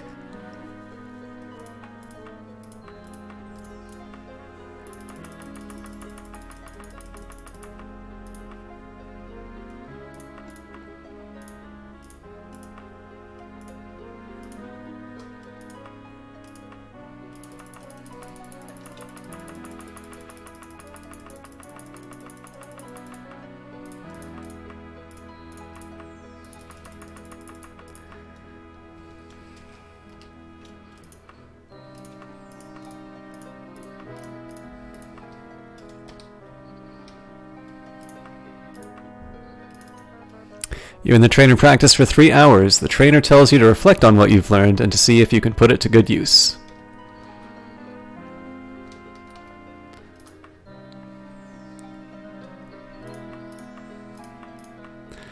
Enough bargaining. My price is 263 gold pieces. Take it or leave it. Well, it's not quite my color, but I'm very happy to equip this. Please tell me I just...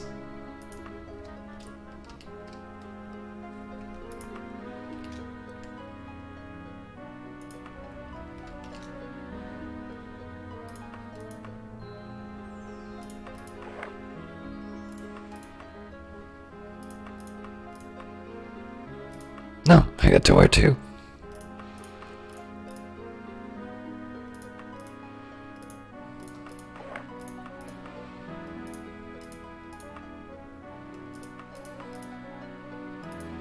So normally I would equip this, but it says cast, which is a little bit different. Well, actually, let me double check that, so...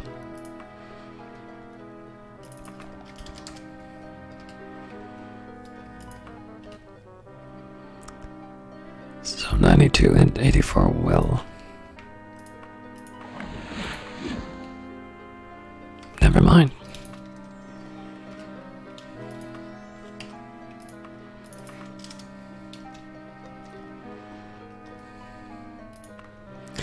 Actually, we've had a bit of excitement in this dull old place lately. In a rather routine Antronaki class, one of our subjects managed to... Well, the details are not important. What is that there's an Antronak on the loose in Daggerfall that can be easily to be traced back to the guild and our maladministration. You're the type who could end this affair with a minimum of embarrassment, yes? Yes. You will, by the frozen waste, what a relief. The miserable creature has apparently taken up residence in a nasty little hole they call Tower Hearthheart. For our reputation's sake, it is essential that this be done quickly and quietly, so if you're not able to dispatch the Antronak in 8 days, don't bother coming back for your reward. Good day.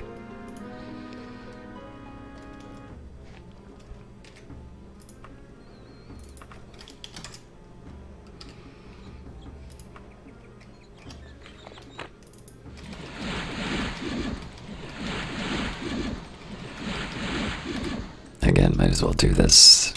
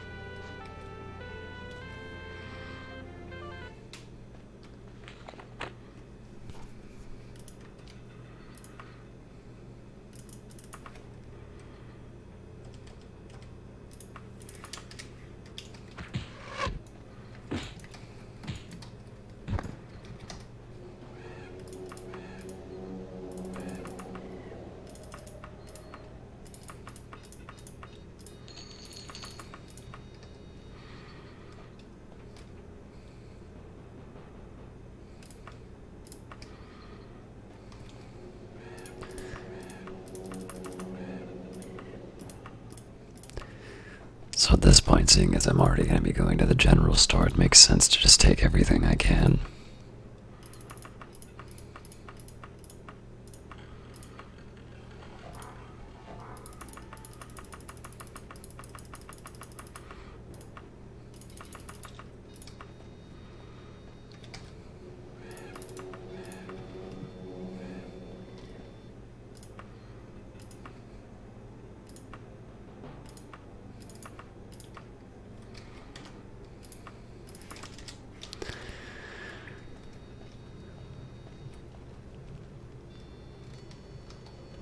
I wonder if that's the Antronak I have to go after.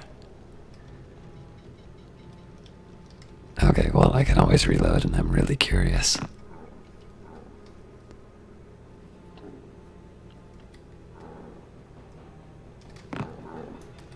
Gargoyles.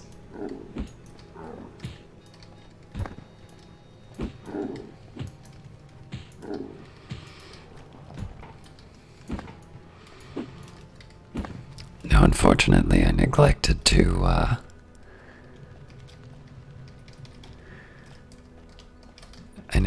cast the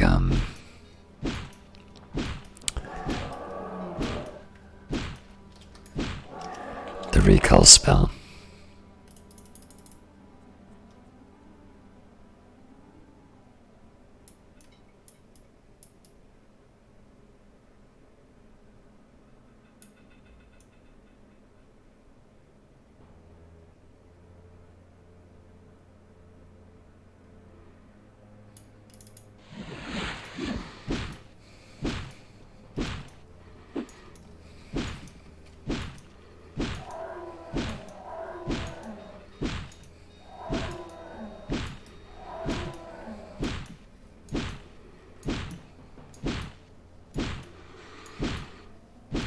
High quality content here.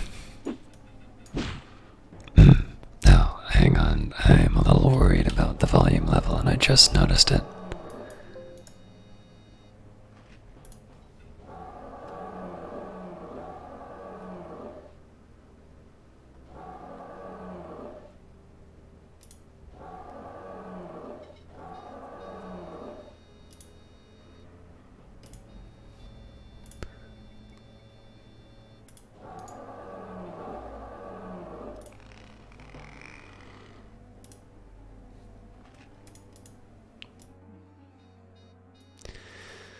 Alright, I know that the normal voice stuff was gonna sound awful.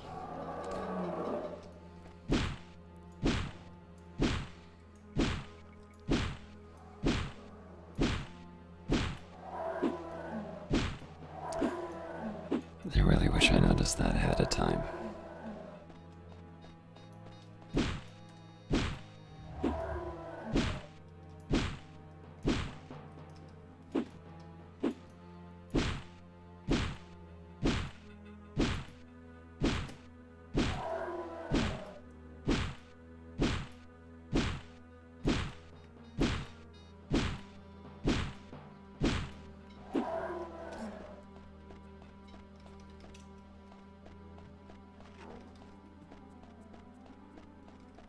At this point, I'd rather just reload.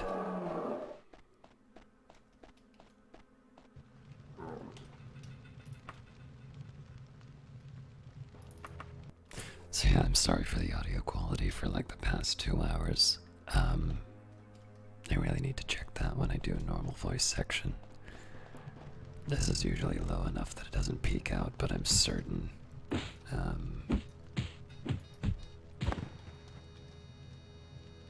like reading that awful play was doubly awful for the vocal quality.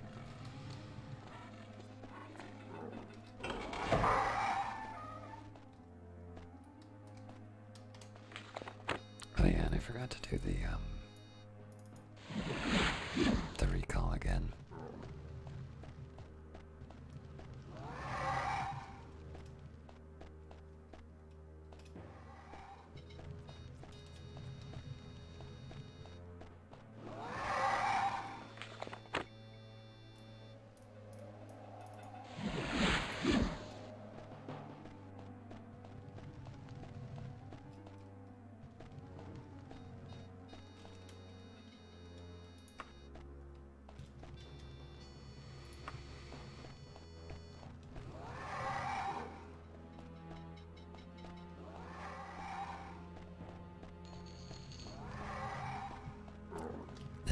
It's a vampire that I hear.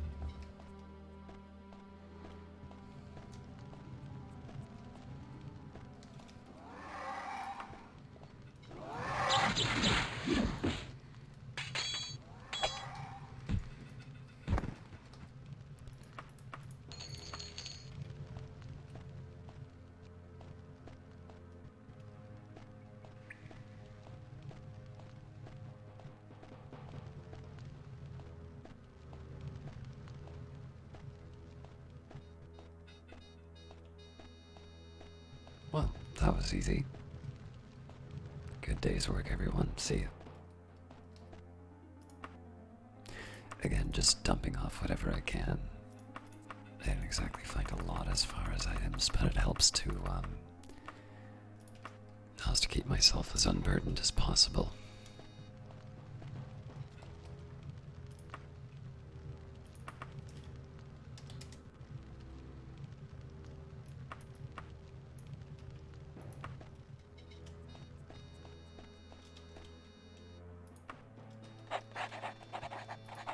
Again, that'll give me something to think about later.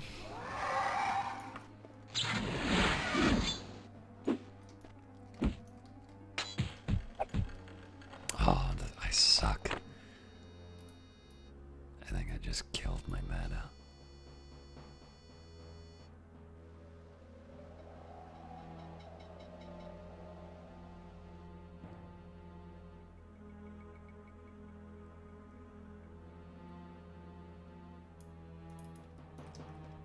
Alright, I'm silenced anyway. Well, that was lucky.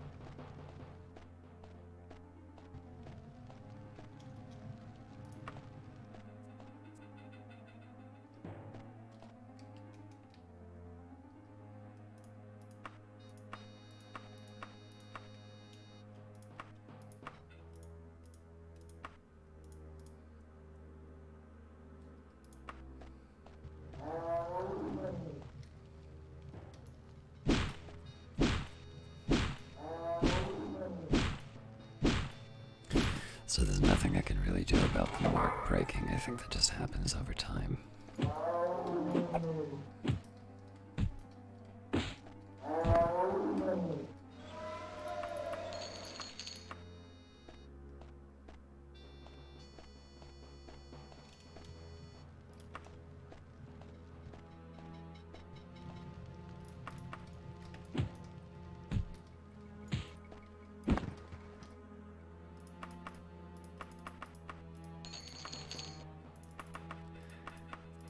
Alright, I definitely don't need iron.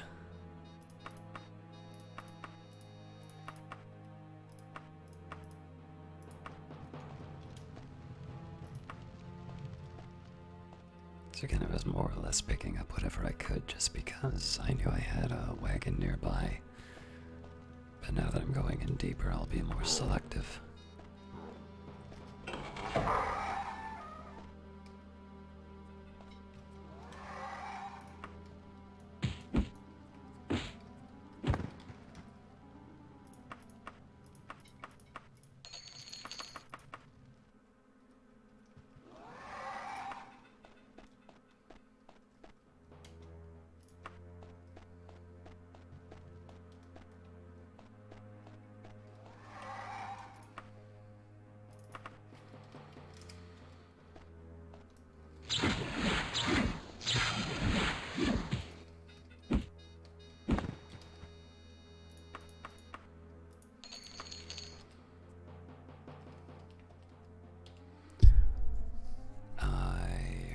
Probably sick.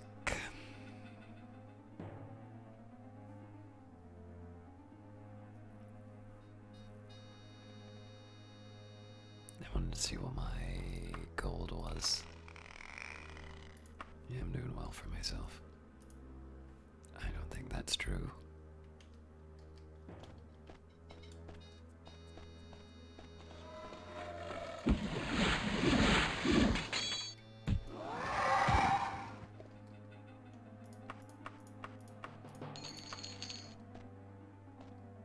I'm gonna run with this as long as I can because,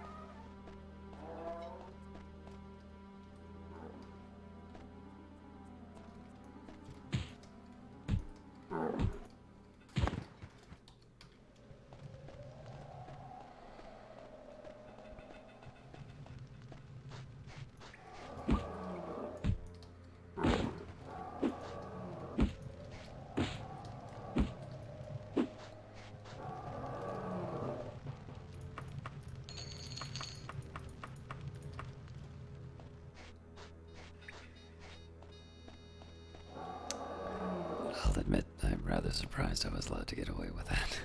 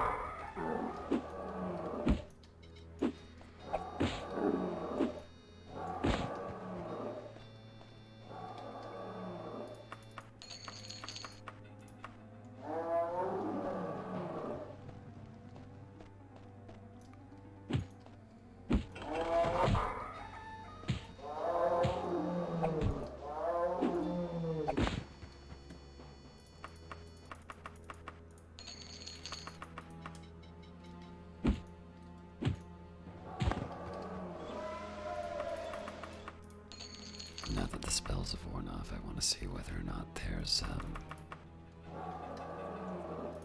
there's still the negative effect on my endurance. Yeah, I'm almost certainly, like, diseased. Or something similar.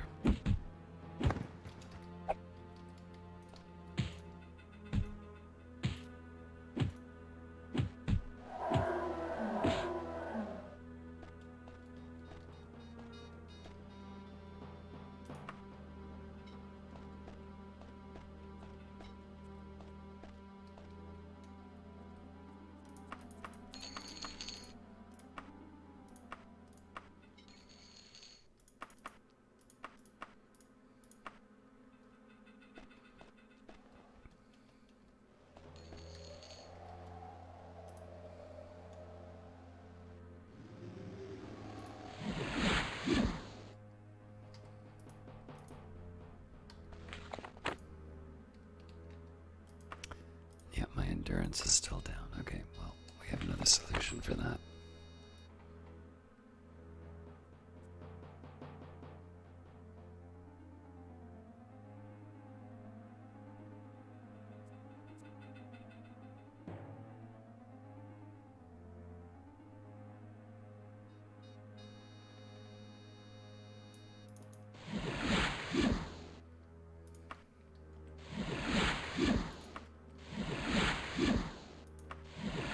Is my endurance really 55? Wow. I think it's strength that governs, yeah. So while I'm at it, let's just see if there's anything in my inventory I can drop. Not really. Not without going through a lot of fuss.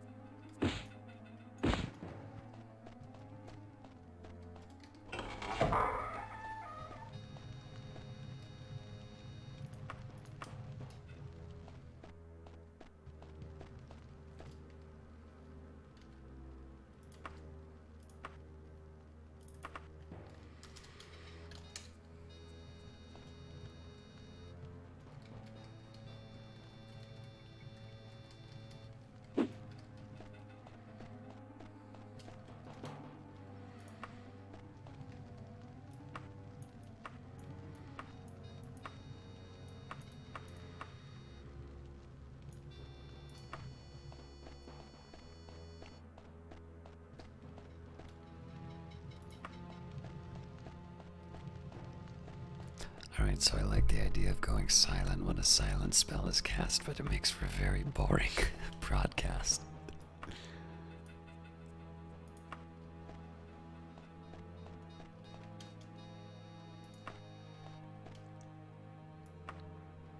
This map is a really tricky one to read sometimes. I'm trying to find the rooms I haven't been through yet.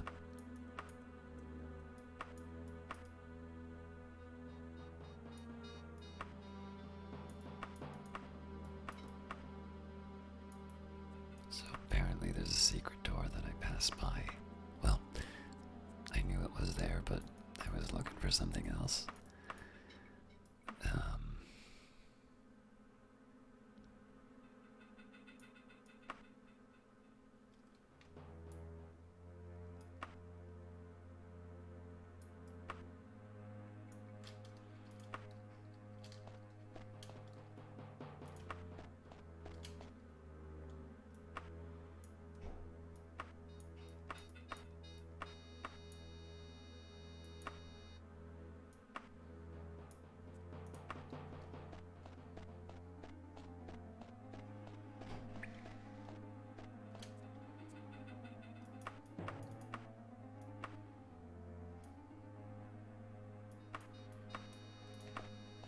This had better be worth it.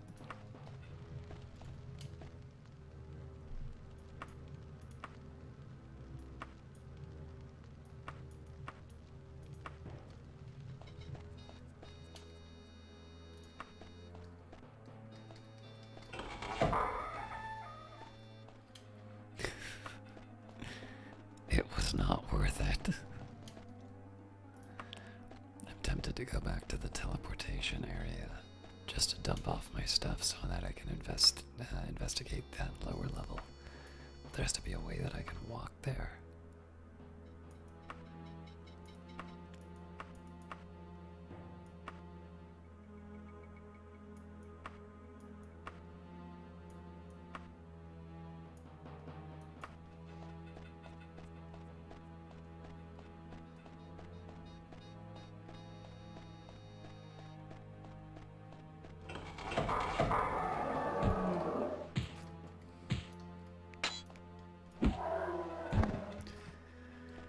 Killing so many Antronox, but not the right one. Alright, this is bringing me a little bit closer to something new.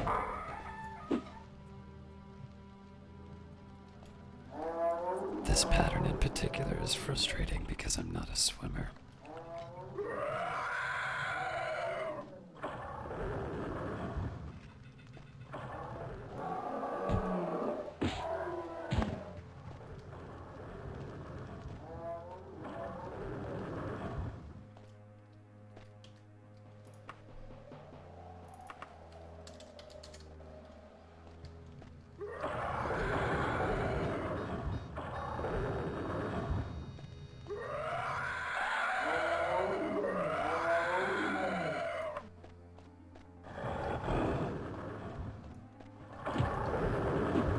Door kind of caught me by surprise. I haven't actually been in there.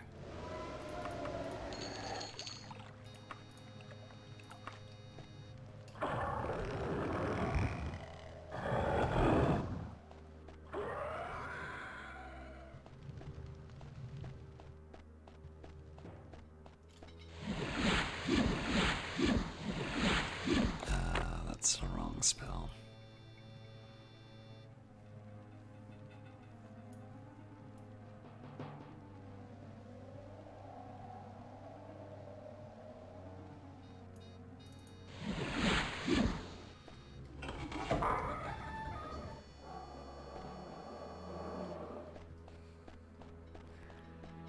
Closed doors like that always frustrate me because inevitably I can never find the trigger for them anywhere remotely close.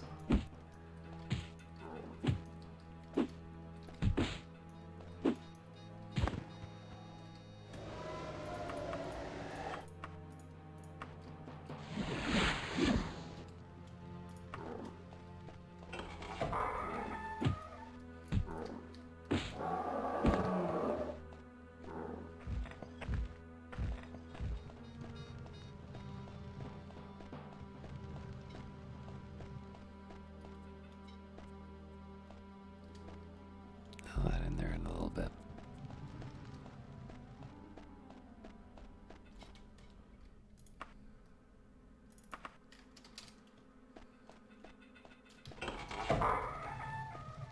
Alright, well, 2 ways up.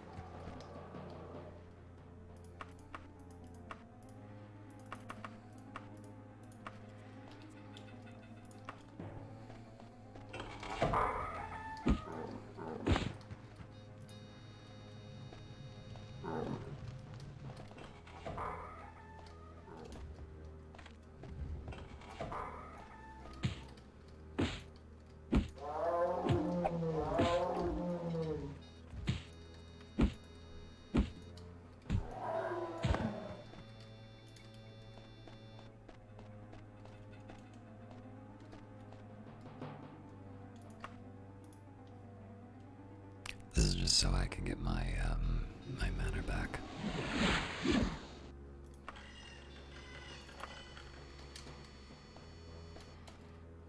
Alright, so I don't think there's a lot of unexamined areas.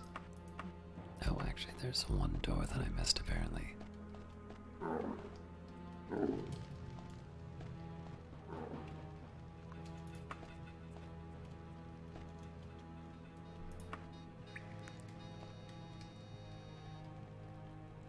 The broom closet ending was my favorite.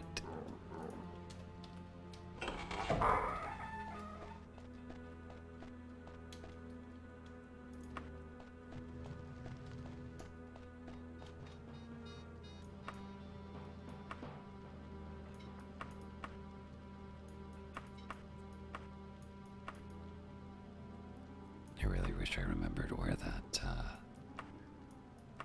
upward.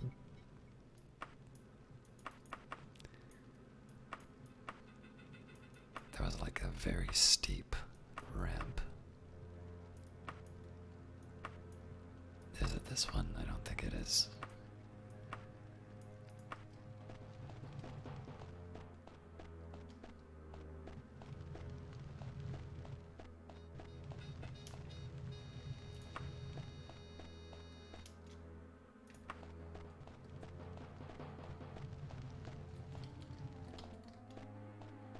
Ah, yes. This bundle of fun.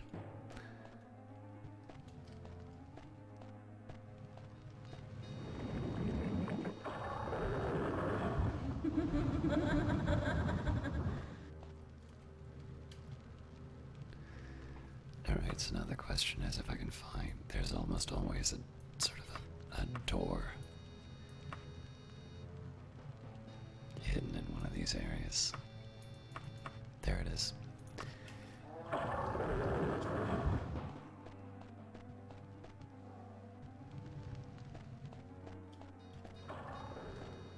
Ah, nuts.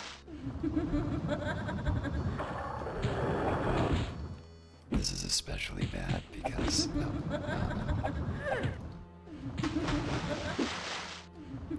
Alright, that could have been worse.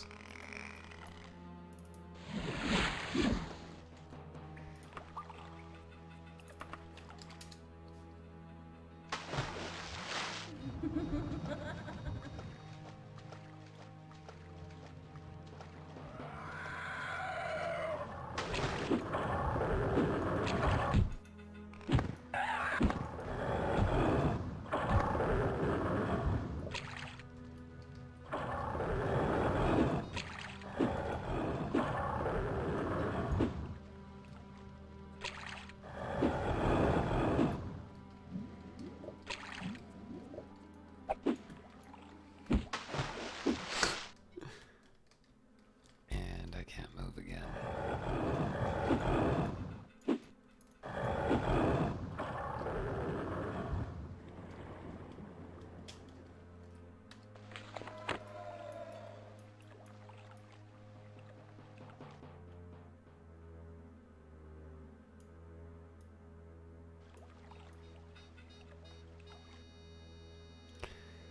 I need water breathing, not water walking.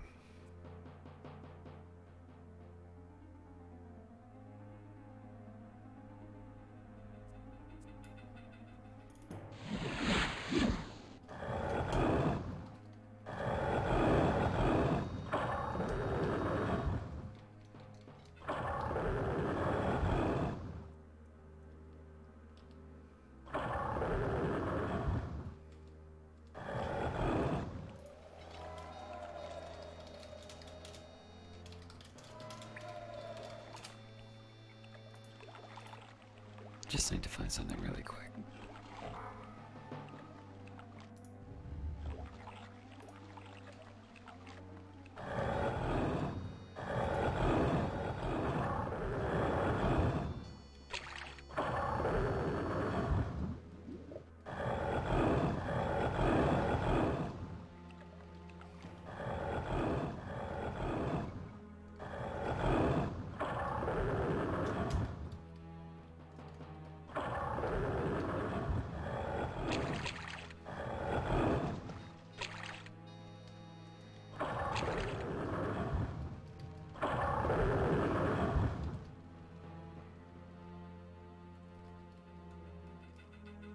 What is it with this area?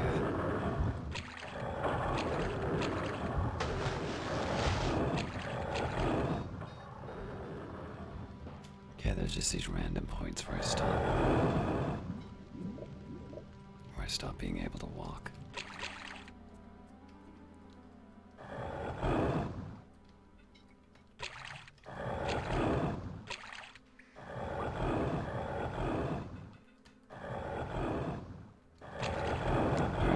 I do not have the patience to deal with this.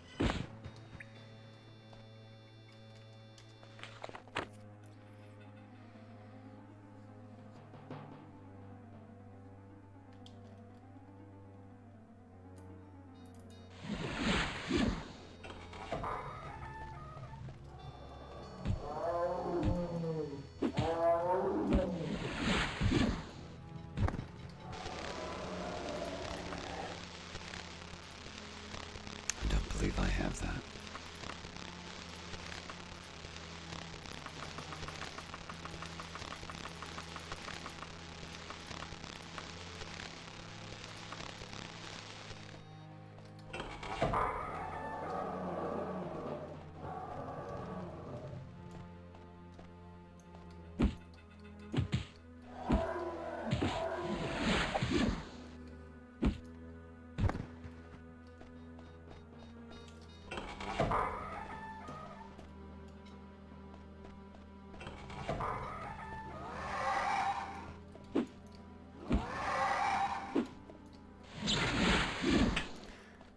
Still not silenced. Haha, the day is mine.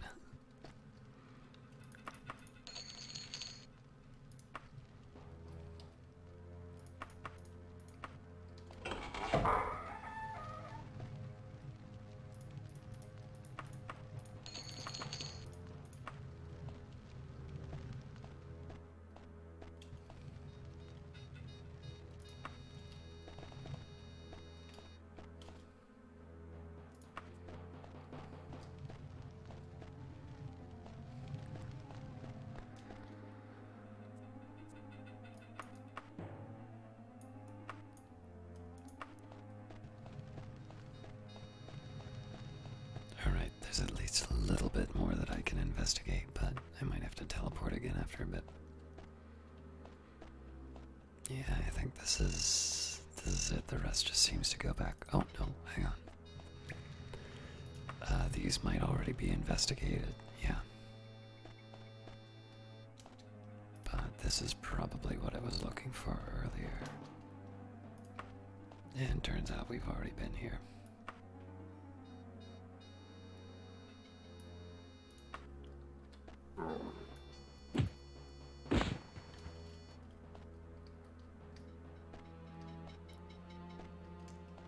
Ah.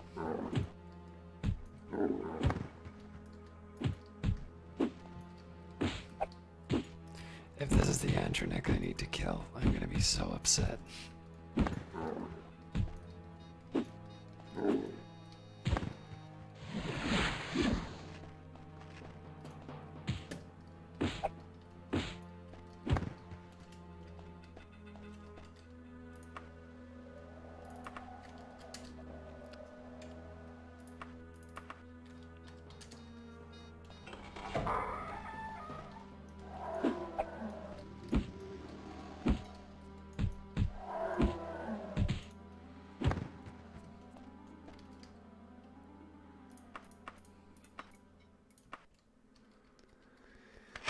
Oh yeah, I remember this pattern. I don't think I can actually jump high enough, but we'll try.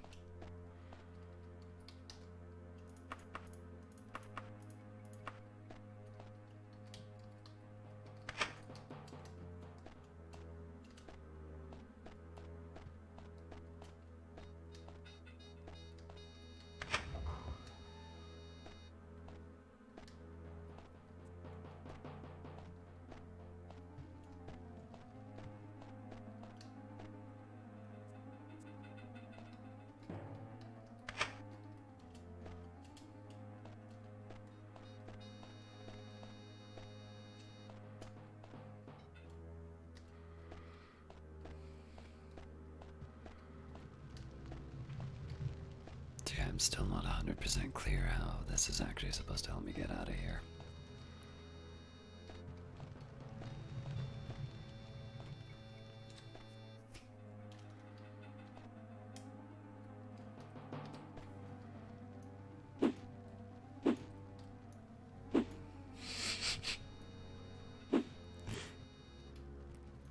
Get closer, you rapscallion.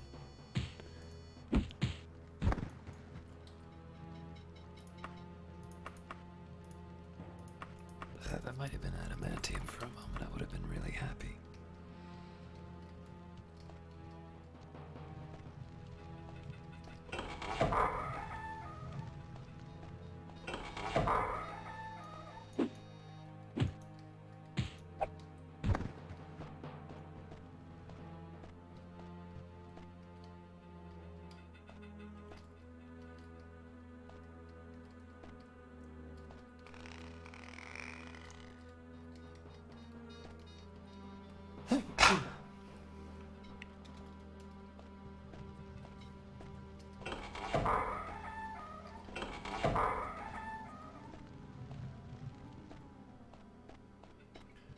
So the reason I don't teleport immediately away from areas like this is that there are things for me to explore. So the point is not to,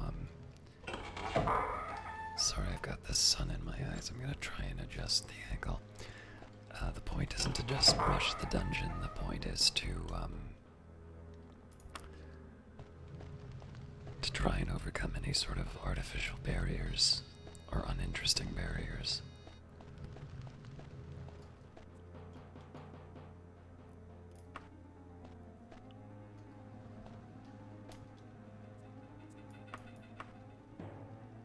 Yeah, so this is where we would have wound up if we'd been able to crawl through the water. And then this is the other side of the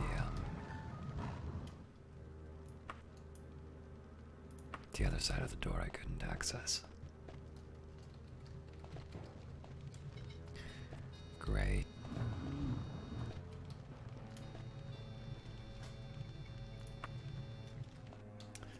Apparently it wouldn't do me any good anyway.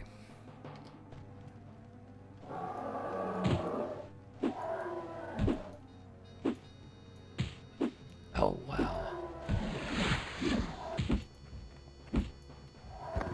I would rather die than go back to the Mages Guild laboratory. The life fades from the Atronach's eyes.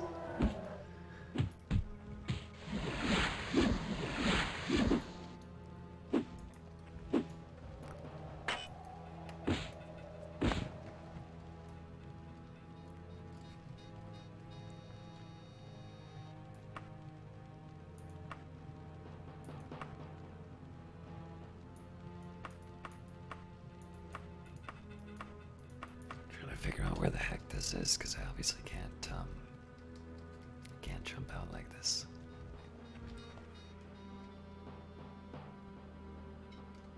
Alright, well, I have to heal up, and then I can use the recall.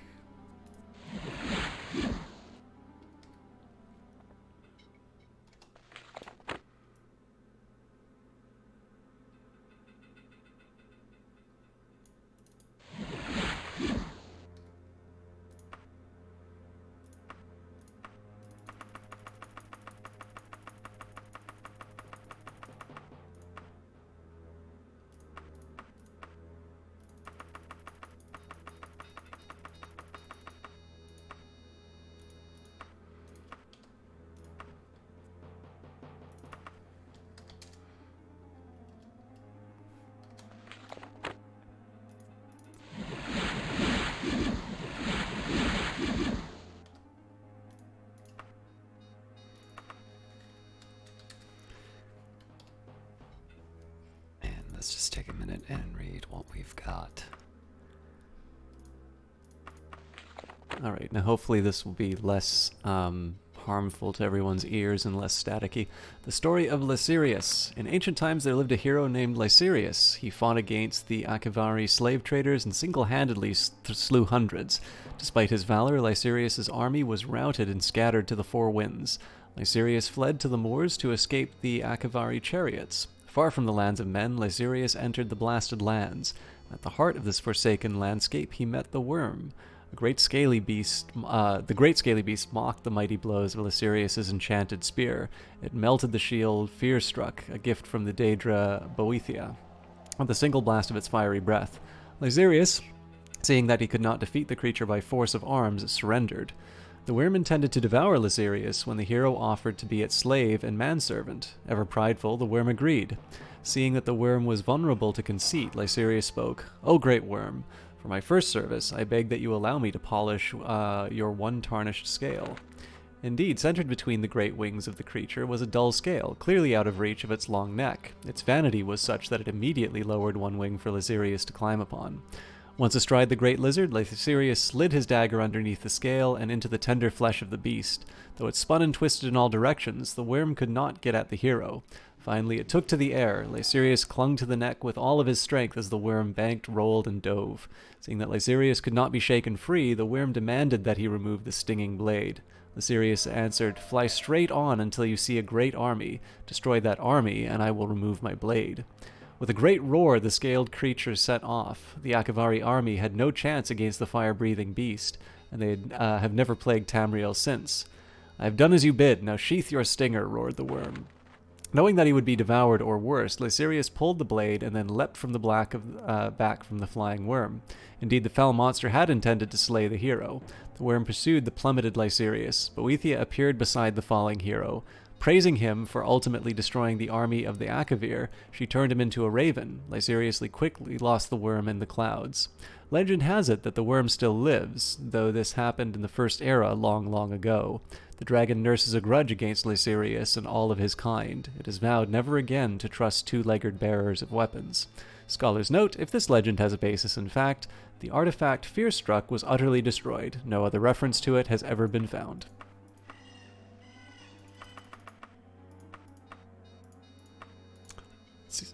Let's see how far we can get in King Edward. King Edward Part 1, Chapter 1, Departure from Daggerfall. Long, long ago, when the world was still in its springtime, before the Red Guards came and the glorious Septim Empire was formed, but after the goblins had driven the dwarves out of Hammerfell, a son, Edward, was born to King Corsair I of Daggerfall and his queen, Ilaria of Wayrest. The young boy lay drowsing in the palace orchard, high on a breezy hill overlooking the deep blue bay of Daggerfall. The constant autumn fog of Daggerfall had blown away, for the nonce in the sky was a deep, endless blue. Moments like this were rare for the young Prince Edward. This afternoon was the result of days of scheming, for he had craved solitude, as the other nobles he knew craved companionship. Now his tutor believed him to be engaged in extra arms practice. The master of arms believed him to be chasing deer with the huntmaster, who thought that he was studying Elvish. His father had no idea where he was and didn't care, being occupied with his young wife and their sons and other pleasures of noble life. At the plop of an apple barely missing his head, he opened his pale gray eyes. There was a sweet rotten smell in his nostrils. He sighed and stared up into the blue. Why should things fall down instead of up? If you stared at the sky long enough, you could feel as if you were falling into it. His eyes glazed and his pupils grew huge as the dark-ringed irises dilated. He was weightless, drifting. Another apple fell, grazing his ear, and he thudded to earth, crying out as first his rump struck and then his head. A silvery laugh sounded. Edward sat up abruptly and stared around, jaw hanging slack. Two mounted men stood 10 feet away, still as if they were carved from stone, regarding him intently. Princes are not easily intimidated, not even the gentle-souled kind, but Edward had never seen or imagined anything like this pair. One had golden skin and eyes, was clad in white cloth trimmed with gold, and rode, Edward blinked, it was still there, a unicorn. Besides the unicorn was a golden dragon, wings neatly folded, and on his back was a man clad in dark chainmail, a long sword at his side. He was bareheaded, his eyes glowed red, and in his dark face and his pointed ears. "You're elves! What?" "He's a clever child," the dark elf's voice was sardonic. He spoke perfect Bredic, Edward noticed, his mind still working, although something seemed to have gone wrong with the rest of him. "So it would seem. He did that mostly himself. Remarkable for an untrained child. I merely helped him to concentrate." The high elf also spoke Bredic, but hesitantly, with a slight singing accent. Edward's tutor said that elves were incapable of human speech.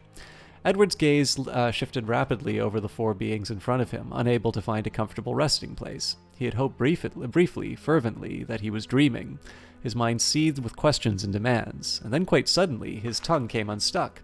"But I wasn't concentrating at all. My masters say I'm incapable." Edward clamped his jaw down hard, suddenly realizing that it might be unwise to argue with beings such as these. But the golden elf smiled broadly, showing perfect white teeth.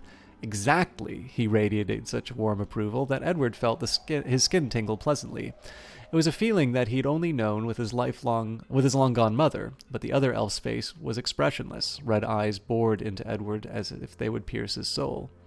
"Morlin, you're Morlin, the Witch King." He jumped to his feet and faced the dark elf. "You stole my mother. My father will kill you." I did." "Will he? Shall we call him and find out?" The dark elf straightened and his eyes glowed deeper. A tiny puff of steam escaped the dragon's nostrils. A glowing aura appeared around his companion. Edward knew that he wasn't going to call the guard. Why should they be slaughtered? These two look capable of anything. Quite suddenly, he was no longer afraid. If they were to hurt him, they'd have done it by now. But a feeling of impotent rage remained. They'd taken his mother, and now? "Why are you here?" he demanded. "Edward, will you come with us?" The high elf spoke. Hearing him was like hearing a harp, as cool as a breeze and as warm as a fireside. The boy stood very still. He wanted very much to say yes, and to his own amazement. He wanted to ask if he could see his mother, but instead, "My father," he croaked. "We'll miss you, no doubt." The irony was back in Morlin's voice, a voice that made Edward think of icicles sparking and dripping in the winter sun. But there was a sort of hunger in his glowing eyes. A longing?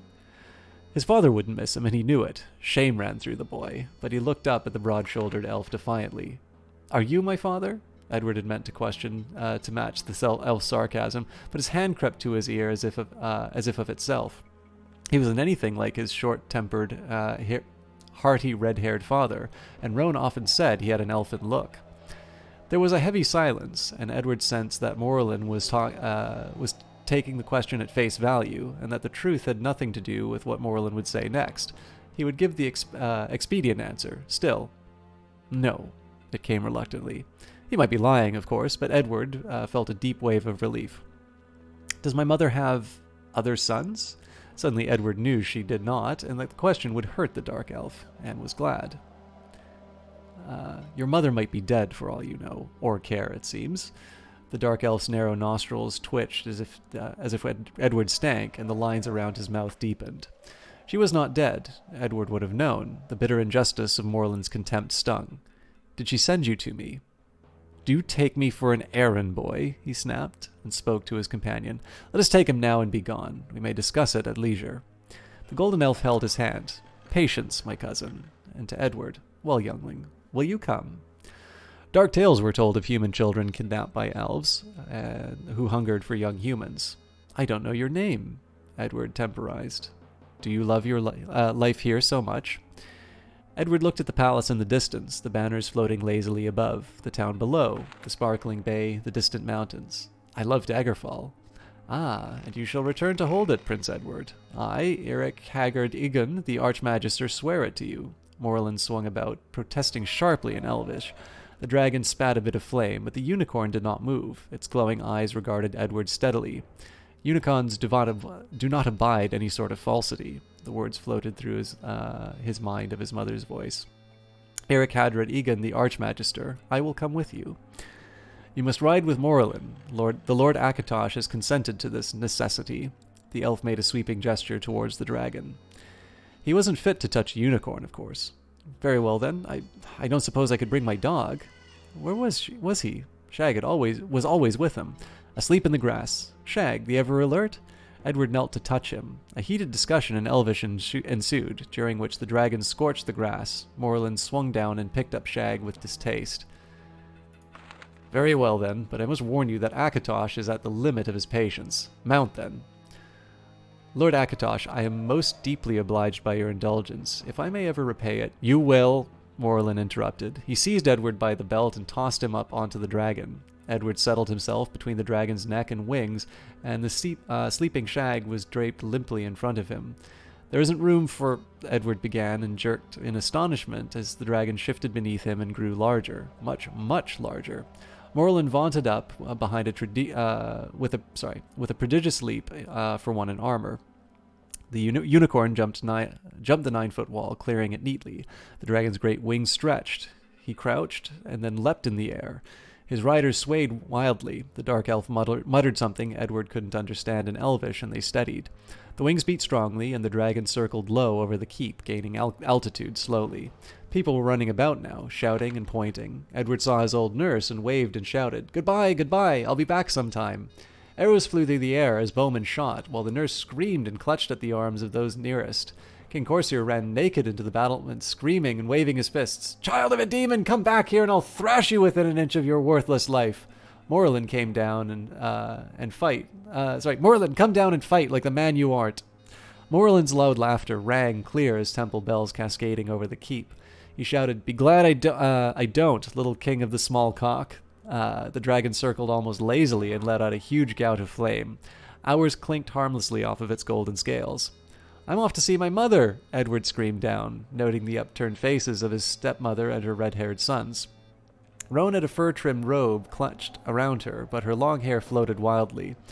4 pairs of eyes fastened on him, not Morland, glittering with fury and hatred. Edward stopped waving and clutched Shag tightly with both hands. Morland's mail-clad arm was securely about his waist. Edward slumped against him, feeling quite safe for the first time in a very long while. The bowmen had stopped shooting. Most of them were looking at the royal family. The king danced with rage. The great dragon's wings beat harder now, and they headed due south over the water. "Aren't we going to Ebonheart?" The boy twisted round and looked at Morland. Your mother awaits you at Firsthold in Somerset, little prince." "Why did you wait so long to fetch me?" "Querulous child, do you think that dragons and unicorns do the bidding of elves or men?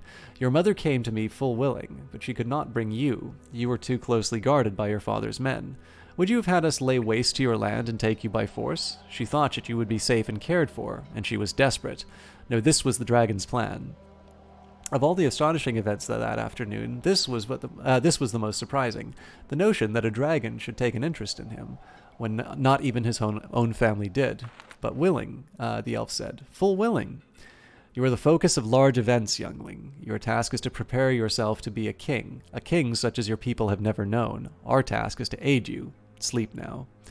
Waves of sleep assaulted Edward's mind, one after another.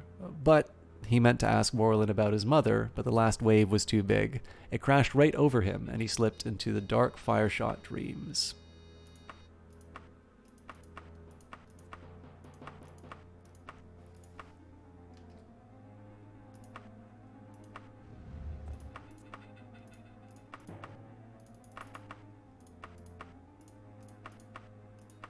Let's see if we can find anything else. Oh. King Edward Part 2, Chapter 2, Reunion at Firsthold. Edward woke to a red sky. The sun was just peeking over the western mountains. They were near a glittering tower, fire flashing from every facet. The dragon veered to fly near...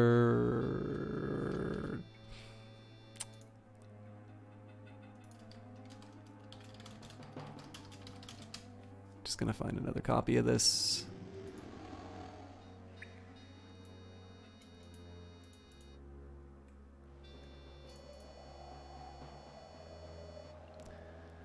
Fly near and shot a long blast of flame. A light flashed several times from the tower's top as they dropped suddenly. Edward's stomach felt very peculiar. He sighed and stirred and felt Morland shift so that his right arm now held Edward. He stretched and yawned.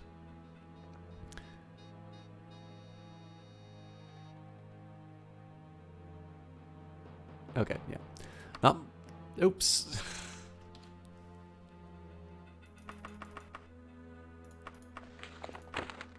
Not much longer now. It's several days by horse from the Crystal Tower to Firsthold, but I judge that Akatosh will have us here within the hour.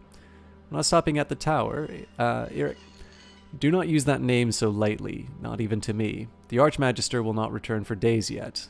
Unicorns are brothers to... You know what, I'm just going to read the whole thing off of the webpage.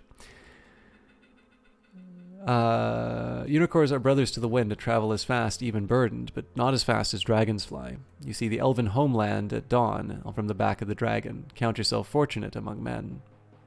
Edward's gaze roamed the deep woods and rugged hills. There was no sign of habitation. It's lovely, he said politely, but not so beautiful as High Rock, he added out of loyalty and truth.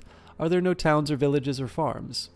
The firstborn live nestled deep in the trees, and they do not tear up the earth and plant anew, but gladly take what Oriel offers and make return, the green smell of growing things. Indeed, the air was heady with wine Edward used to sip from his father's cup before. I'm hungry. I expect so. A bit of shifting, and Morland's hand produced a small leaf-wrapped package. The dusky hand was large and strong, and looked neither human nor animal. Edward stared at it with revulsion, and then took the package gingerly so as not to touch the hand. He felt Morland stiffen, and the hand that held Edward relaxed its grasp a bit. Edward felt ashamed of his reaction. It was neither kind nor wise to give offense in the circumstances. Morland could quite easily drop him overboard. I need to bathe, but so do you, he said stiffly. Morland was deliberately misinterpreting the reaction, Edward knew. Yes, I'm very dirty. Edward bit into the cake, which proved much better than it looked. My lady's mother is used to seeing me like this. At least she used to be. But perhaps I should bathe first. I think you will not be offered that choice. At last. The dragon spread its wings, sent out a huge gout of flames soaring skyward, and dropped to the earth in a large clearing. The landing was abrupt and jarring. Elves appeared quite suddenly, and arms reached up to take him and Shag, who woke at last, ran frantically in circles, and sat panting at Edward's feet. A tall elf with fiery hair like copper greeted them formally. Greetings, my lord king. Your lady wife awaits you, Prince Edward. Prince Edward, I welcome you to the land of the firstborn on behalf of all of its people. May your stay here prove pleasant and productive. Morland nodded deferentially. Thank you, my host. My queen has waited long enough, and we will go to her now. Morland's hand on his shoulder steered Edward towards the largest tree that he'd ever seen. The trunk was hollow. Steps inside led up. Openings gave out to more step, and bridges along and among the many branches. They proceeded along these until they reached the large canopied platform, furnished with seats and chests as if it were a room. A golden-skinned woman smiled at them and waved them in, and then left. A tall, slender, pale-skinned, dark-haired human woman paced towards them, her eyes on Edward, only Edward. Why did you leave us? The cry came from deep inside, ringing through him. It stopped her several paces from him. Now her eyes lifted to Morland, who said in a harsher tone than Edward had yet heard from him, "Thou wilt address thy mother with respect, cub." A glancing blow made his eyes water. Illyria crossed quickly to Morland and placed her hands on his chest. Greeting, my husband.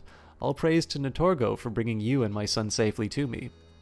Thanks to the Lord of Dragons and the bandit, who could not have lifted the boy more neatly himself. The Archmagister had somewhat to do with it as well. Morland's dusky hands came up to hold her bare arms lightly and tenderly. He laughed, looking relaxed and happy, but the hands against his chest formed a barrier as much as a caress. I am blessed indeed, but it has been long since my son and I have spoken. We may find words more easily if we seek them alone together. Morland's smile vanished instantly. Are words then a thing which you two can find more easily than three? Or which two can find more easily than three? Well, perhaps. At times, wife. He turned on his heel and left. The bridge swung and creaked, but his feet made no sound at all. Illyria watched after him, but he did not look back. Edward felt the curious mix of satisfaction and regret that came with giving pain to his enemy.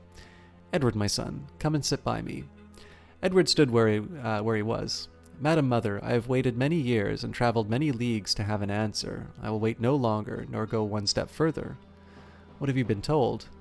That you were most treacherously kidnapped by night with the aid of magic while my father slept, trusting in the honor of his guest. Your father told you that, and Morland said that you came full willing. I would hear what you say. Would you hear why I left your father, or why I did not take you with me, having chosen to go? Edward paused, thinking. Madam, I would hear the truth, therefore I must give the truth. I would hear why you left me behind. The other, I think I know as much as I can or would know, unless you wish to tell me more or other. The truth? Truth is not a single thing except apart from those who apprehend it, but I will tell you my truth, and perhaps then you may arrive at your truth. Illyria walked back to a softly pillowed chair and composed herself. Nearby, a small ruby-colored bird settled on a branch and trilled as an accompaniment to her soft voice. My parents arranged a marriage as is the custom of our homeland. I did not love Corsair, but in the beginning I respected him and tried to be a good wife. He did not care for me, nor did he take care, and so he lost my respect, and I died a little with each day, withering like an untended plant. I was happy only with you, but Corsair thought I was making you too soft. Womanish, he said, and so after your 3rd birthday I was allowed to spend only an hour each day with you. I listened to your cries and sat weeping, without heart for anything. Finally you ceased crying and asking for me, and my heart was left empty. I formed the habit of walking and riding much of the time, alone save for a guard or two. Then Morlin came. He wanted to mine for ebony in the Rothgarian mountains. The land that he wanted to use was part of my dowry. He was willing to train our people in the arts of its use, and even give them weapons of dark elf making. In return, our people were to aid him in keeping the goblins away, and to allow him to form a colony of his people in High Rock. Corsair had no use for the land, and he wanted the weapons very much indeed. There are none better, and so he favored the proposal. There were many details to be discussed and arranged, and it fell to me to conduct these negotiations. Corsair despises dark elves, and he was jealous of Morlin, who was already famed as the fightest fighter in all of Tamriel. But Morlin is more than a skilled fighter. He's well-read and interested in anything under the sun. He sang and played as if taught by Geoffrey and Jim Say both. He was a companion such as I'd only dreamed of. That and no more, I swear. We both loved to be outside, and our discussions took place while riding and walking, but always accompanied by his men and Corsairs. When all was arranged, Corsair gave a great feast to celebrate the treaty. All of High Rock nobility came, and many from other provinces. At the end, Corsair was deep in his cups, and let fall an insult that could only be washed out in blood. I had long since retired with the other ladies, and so I do not know what it was, but I'd heard enough in private to know that Corsair had a store of such to choose from. Morlin gave the challenge, and gave Corsair until noon, that he might recover his wits such as he had. Then Morlin came to me alone in my chamber, and told me what had befallen. Milady, I think he will choose your brother as his champion. In any case, there will be a river of blood between us, that may not be crossed in this life or any other. I can live without your love, but I would not have your enmity. Come with me now as wife or honored guest, as you choose, and you shall serve as blood price instead of your kith and kin. And there in the moonlight, in my terror, with my ladies sleeping about me, I knew I loved him, doubted that I could ever live without him, and yet I loved you more. My son, I whispered, I can't. Milady, you must choose. I am sorry. You see, don't you, Edward? If I had stayed, it meant my brother's death, his innocent young blood, or your father's, or possibly that of the man that I loved, though I counted that most unlikely. Morlin's fighting skills alone were supreme, and in an affair of this sort he would be entitled to call on magic aid as well. We could take him with us, but Morlin shook his head sadly. That will not do. It would go against my honor to part father and son. Leaving love alone, I am trained to duty, Illyria said proudly. Should I have robbed you of your father or your loving uncle? And I thought it likely that Corsair, should he survive, would somehow blame me for the affair and use it as an excuse to put me away. I thought that Corsair would be pleased to have me gone. I knew he wanted the weapons very much. I could trade them for time with you, I thought. All this passed through my mind while Morlin stood waiting, not looking at me. Lady Mara, help me choose wisely, I prayed. You truly want me as wife? I could bring you nothing but trouble. Illyria, I would have you to wife. I want nothing but yourself. He shed his cloak and wrapped it around my body, pulling the bedclothes away. Morlin, wait, is this right what I do? Milady, if I thought this wrong, I should not be standing here. Of the choices you are given, this one seems to me the most right. He swung me up into his arm and carried me to his horse, and so I left your father's house, clad only in his cloak and riding before him, and wild joy mixed with my sorrow, so that I scarce knew how I felt, and that is the truth.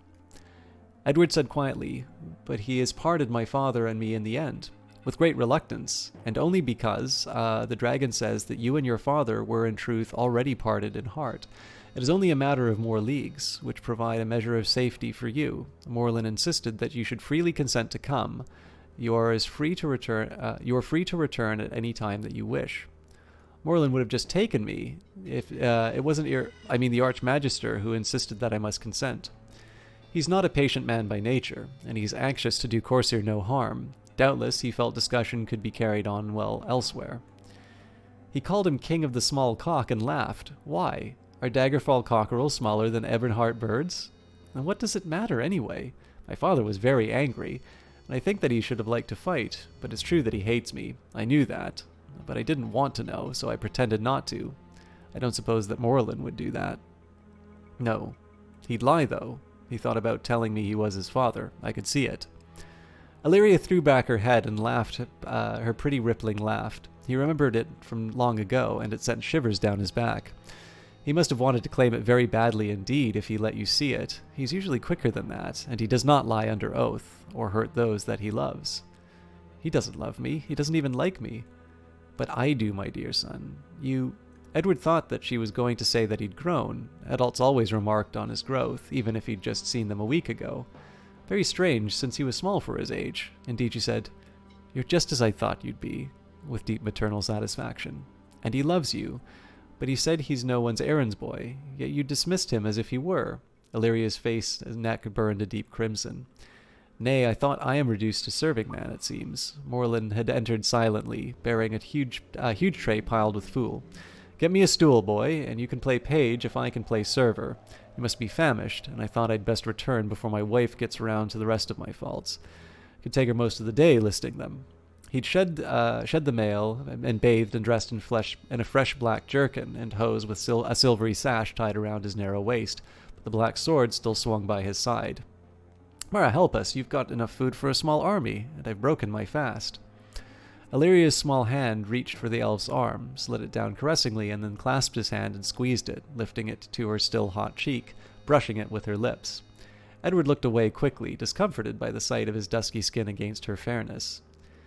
"This is for me and a bit for the boy, but pray join us, my dear. You've grown thin, pining for me, no doubt." He wrapped a lock of her dark curly hair around his finger and tugged at it, grinning, and then fell on the food like a starving wolf, attacking it with small silvery weapons instead of eating it with his fingers as human did. The food was wonderful. Edward ate until he could eat no more. "Eavesdropping," he murmured thoughtfully. He'd been mulling over a list of Morlin's fault while he ate, and realized too late that he'd spoken aloud. "By Zenithar, boy, if you humans shout your privy conversation all over the tree, do you expect me to shut my ears with wool?" He tapped one of his large pointed ears. Edward hurriedly tried to remember what they'd said, what he'd said, lying. Oh dear, maybe he hadn't heard.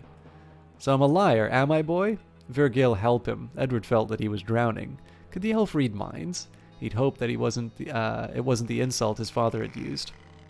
I thought that you were thinking about it. You did hesitate," Edward gulped. He was making matters worse. "Possibly I was trying to remember." The sardonic tone was black. "You don't even like me," Edward burst out. "That doesn't seem to have stopped your true father from claiming you." "Morlin, don't," Illyria interrupted, but the elf held his hand up to quiet her. "I'm not so sure," Edward flashed. "Why do you say that?" "I don't know. Roan says things, and I'm not at all like him. Everyone remarks on it, and then stops talking." "What things? Speak, boy." "About how fond Mother was of her brother when they were young, and how sad and angry he was when she carried off. More like a lover, she said, than a brother. She says it very sweetly, but she means something by it, something too dirty to say.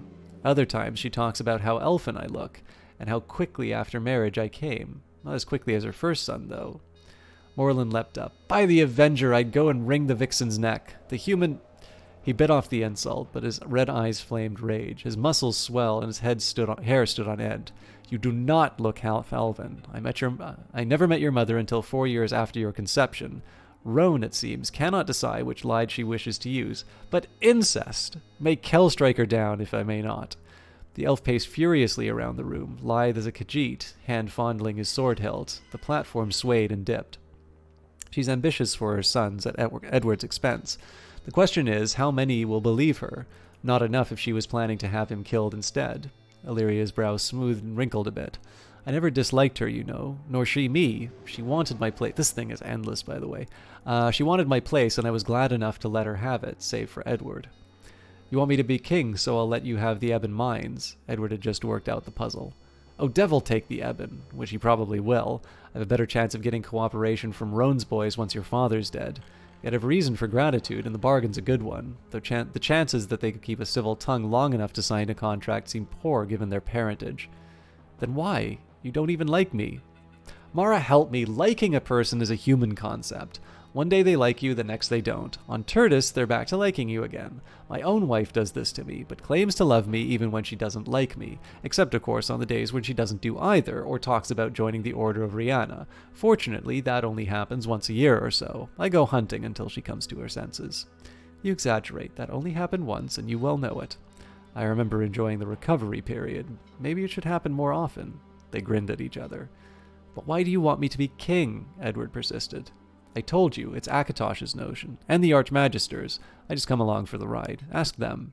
I shall ask the Archmagister when I see him. An excellent plan. You'll spend a few weeks at the tower before heading north with us. Only that?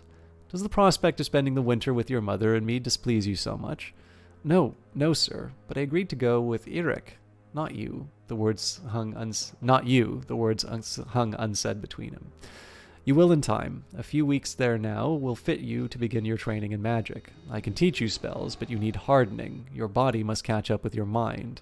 It is the Archmagister's will. Fighting magic? I want to learn other things. How to call beasts, how to heal, and float. You'll learn that, I doubt not.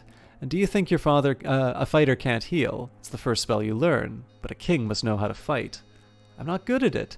Dragon's teeth, boy, it's exactly why you must learn. And if I cannot? You've the courage and clear head and the potential to learn magic. That's more than most people ever have. I can teach you the rest. Edward's head whirled with unaccustomed praise. I do? I have? You can? Do you think your father's fool court would stand naked before a dragon, a unicorn, the Archmagister and champion of Tamriel, and demand justice of them? Justice! Faced with such, they might have managed to beg for mercy if they could speak at all, which is doubtful. I did that? I did, didn't I? Edward was astonished. He wanted to add that he hadn't known, hadn't thought about it. Ah, you did. And it's a deed that shall be sung from here to Morrowind. I'll compose the ballad myself as soon as I have a nap. I don't sleep as sound as on some dragons' backs. You enchanted me in shag asleep, and the rest of the castle with the help of my friends. Oh, can you levitate? Will you show me? Not so fast. I kept a holding spell on us at night to keep us on the dragon's back. Until I'm rested, I couldn't light a candle with the aid of a match. Oh, well, I'd still rather I'd still rather be like the Archmagister than a fighter. That'll be news to the Archmagister that he cannot fight. I hope he'll find time to show you how to wield a staff. No better weapon for early training, and no better trainer. Now the four you saw before you, which could you say could best the others? Edward thought carefully for several minutes. Sir, my judgment is poor indeed, but if you would still have my answer, it would seem that the one who claims the title of champion of Tamriel must be the best. Yet must not the Archmagister be your master in magic, and trained to arms as well, it seems? So which would prevail? Could any mortal stand against a dragon's fire and claws and teeth? I know naught of the unicorn, save that it is fleet and has a very sharp horn, and hooves as well. So I will guess the unicorn. It had the mildest manner, and since you asked the question, it seems the unlikely answer may be correct. You well answered, youngling. The unicorn would win easily in any single close combat. No mortal or even dragon can move quickly enough to land a blow, and it cannot be burned or touched by any magic or elemental power. Its hooves are deadly, and a single touch of its horn will kill any enemy, although the horn itself will burn away. The most powerful can regenerate it within moments, however. And the champion of Tamriel would probably be the loser against any of the others, although the title is no idle boast. Morrowind is not accustomed to being so outclassed. My manners may have suffered in consequence. My Lord King, I am deeply in your debt. I have no idea who's talking at this point, by the way. My Lord King, I am most deeply in your debt. You've done me great honor and service. If I can repay you, I will. Forgive my brash words and ill manners. I have dwelt among the rude and boorish, and it seems that I have no father unless I may call you so. The elf had his hands out to the boy, who placed his own inside them. Edward's feeling of distaste was quite gone, as if by magic. The thought drifted through his mind, and then he released his hands and grasped Moreland's about the waist. The elf's hand stroked the dark hair and clasped the thin shoulders. I thank you, my wife. After only 5 years of marriage, you have presented me with a fine son, 9 years of age. Remarkable. In fact, magical. So I find this a lot more interesting than Fool's Ebony, but man, this thing is long.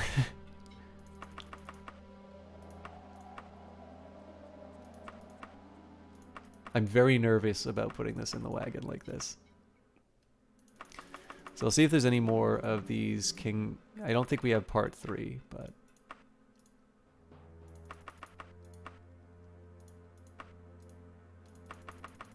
Part 10?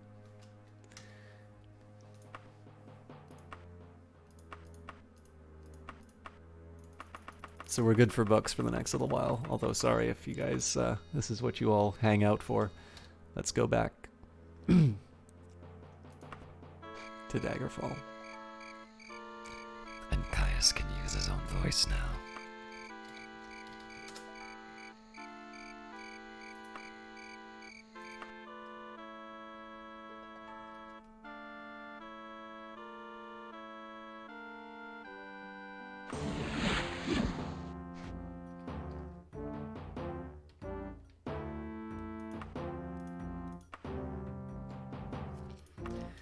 We're 3 points away from being able to move up in the Mages Guild.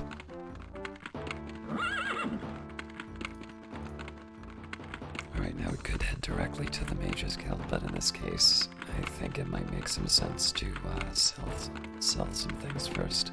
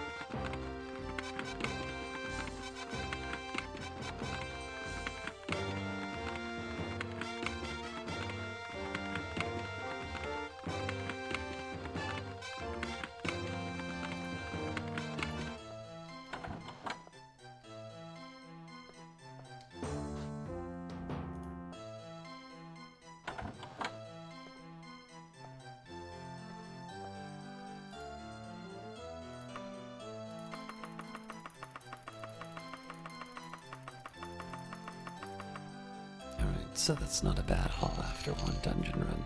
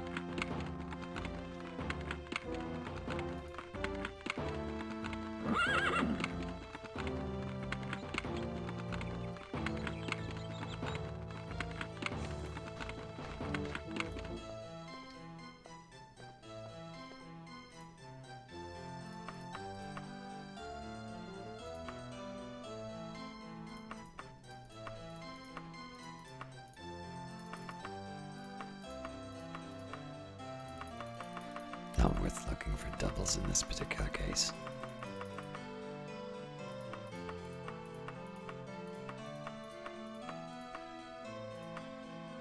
Not bad, not bad. I'd give most people less, but for you, 1365 gold. That is my absolute best offer.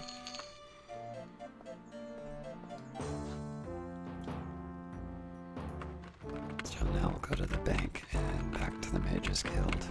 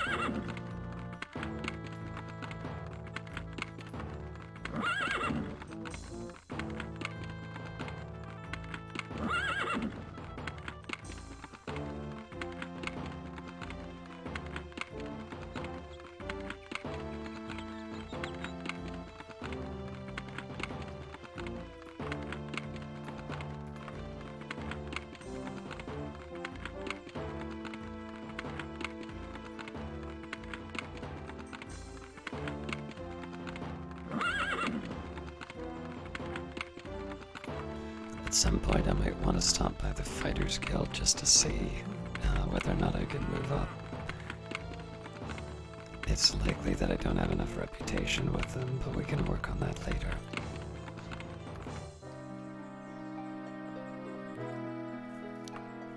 The hunter returns. You have saved us from some considerable discomfiture, and with your precipitate amelioration of our Antronac crisis. A first-rate job all around. Please accept your gold and my gratitude.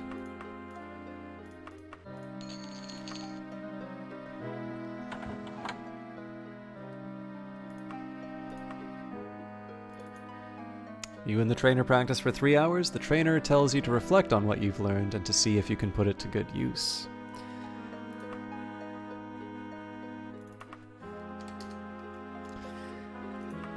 Is it for this evening. Thank you very much for watching, and we'll see you next week.